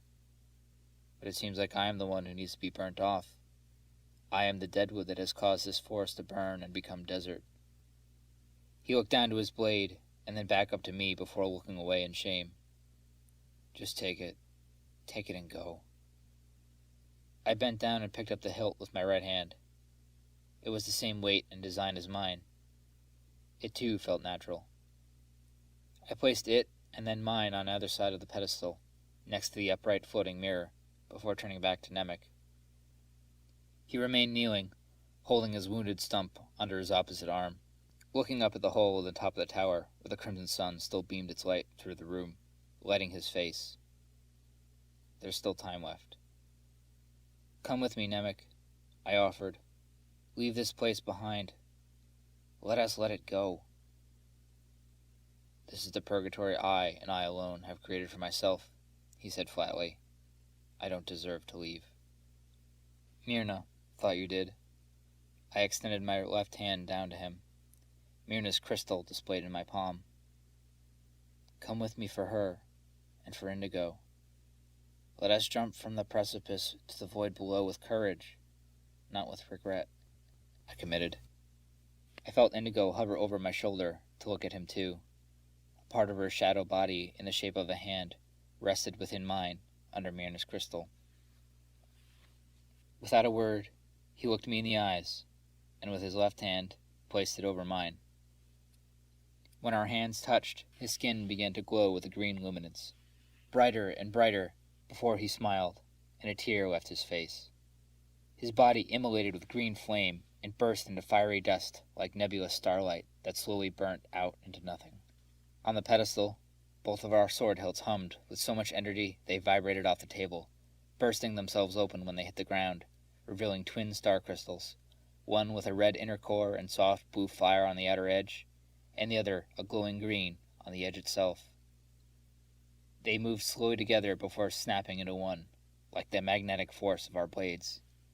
The completed tricolor star crystal floated up, snapping into the split pommel of the mirror of truth. The light from each of the gemstones burst with brilliant color. The mirror came to life as a translucent film, made of each color all at once, filled its face. When I stepped toward it, I heard a distant rumbling, like thunder, before I was greeted with a shaking ground, nearly knocking me over. An earthquake that seemed to echo and bounce off the horizons, rattling all of what lay upon it. The red light from the crimson sun intensified as I regained my footing, grabbing a hold of the platform that held the pedestal. When I stood upon it, it shifted beneath me to take me up, moved by unseen chains. As the light from the top of the tower grew and my eyes adjusted, I saw the crimson sun overhead in its full glory, expanding at an alarming rate as it exploded.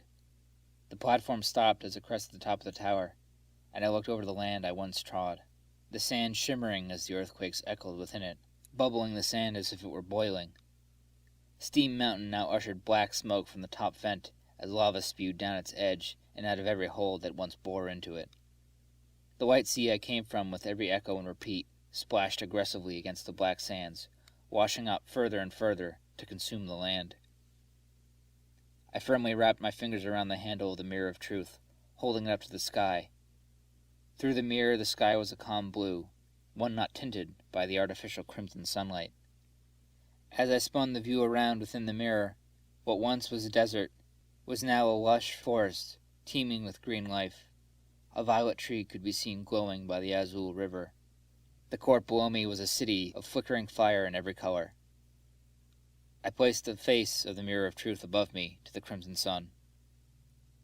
The glow that came through was that of soft white light, beyond reflection.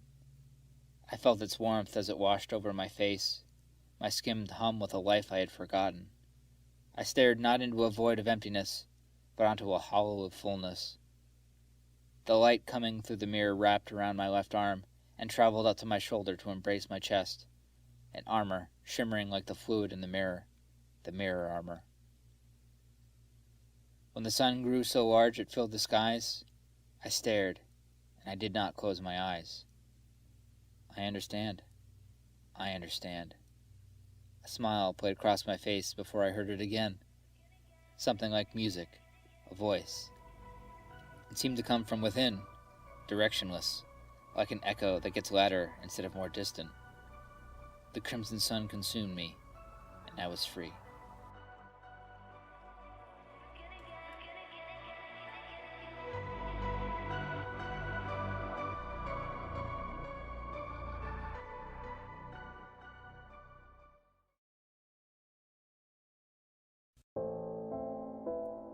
Into the void.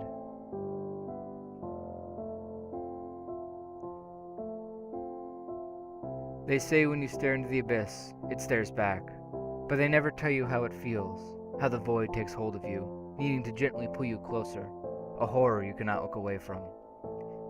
It knows you, who you really are, who you were, and who you will be, glowering so deep into your being that you feel its touch as it searches you, considering its options, envisioning the mold you would best suit to fulfill its needs, and you smile all the while, as its porcelain fingertips press against your mind, distracting you with realities you once knew and still yearn for.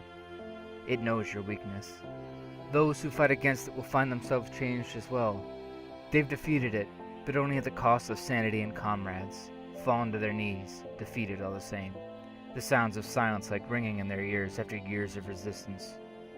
The void steals what you sought to free, it took what you took, and it gave what you relinquished. What remains but to make peace with what is left? In time it will call to you again, like it did before you knew it by name. It will take you lovingly, as it did when it crafted you from stardust, as you lament your crawling descent toward its horizon. Its surface ripples dance in time with your movement, mirroring your touch of a dark reflection, leaving you wondering which of you is the perceiver. It encapsulates you in sweet benediction, like liquid quicksilver to show you the hollow truth you refuse to recognize as reality. It's too late to know for sure what it would be like to fall willingly into its open arms, embracing the unknown after a life of uncertainty and regret. But here you are still. Here.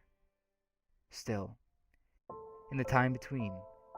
The gap dividing the deafening silence and the rush of the wind as you reach out to touch it, if only for a moment or forever, as you gaze at your dark reflection through the void. The abyss stares back.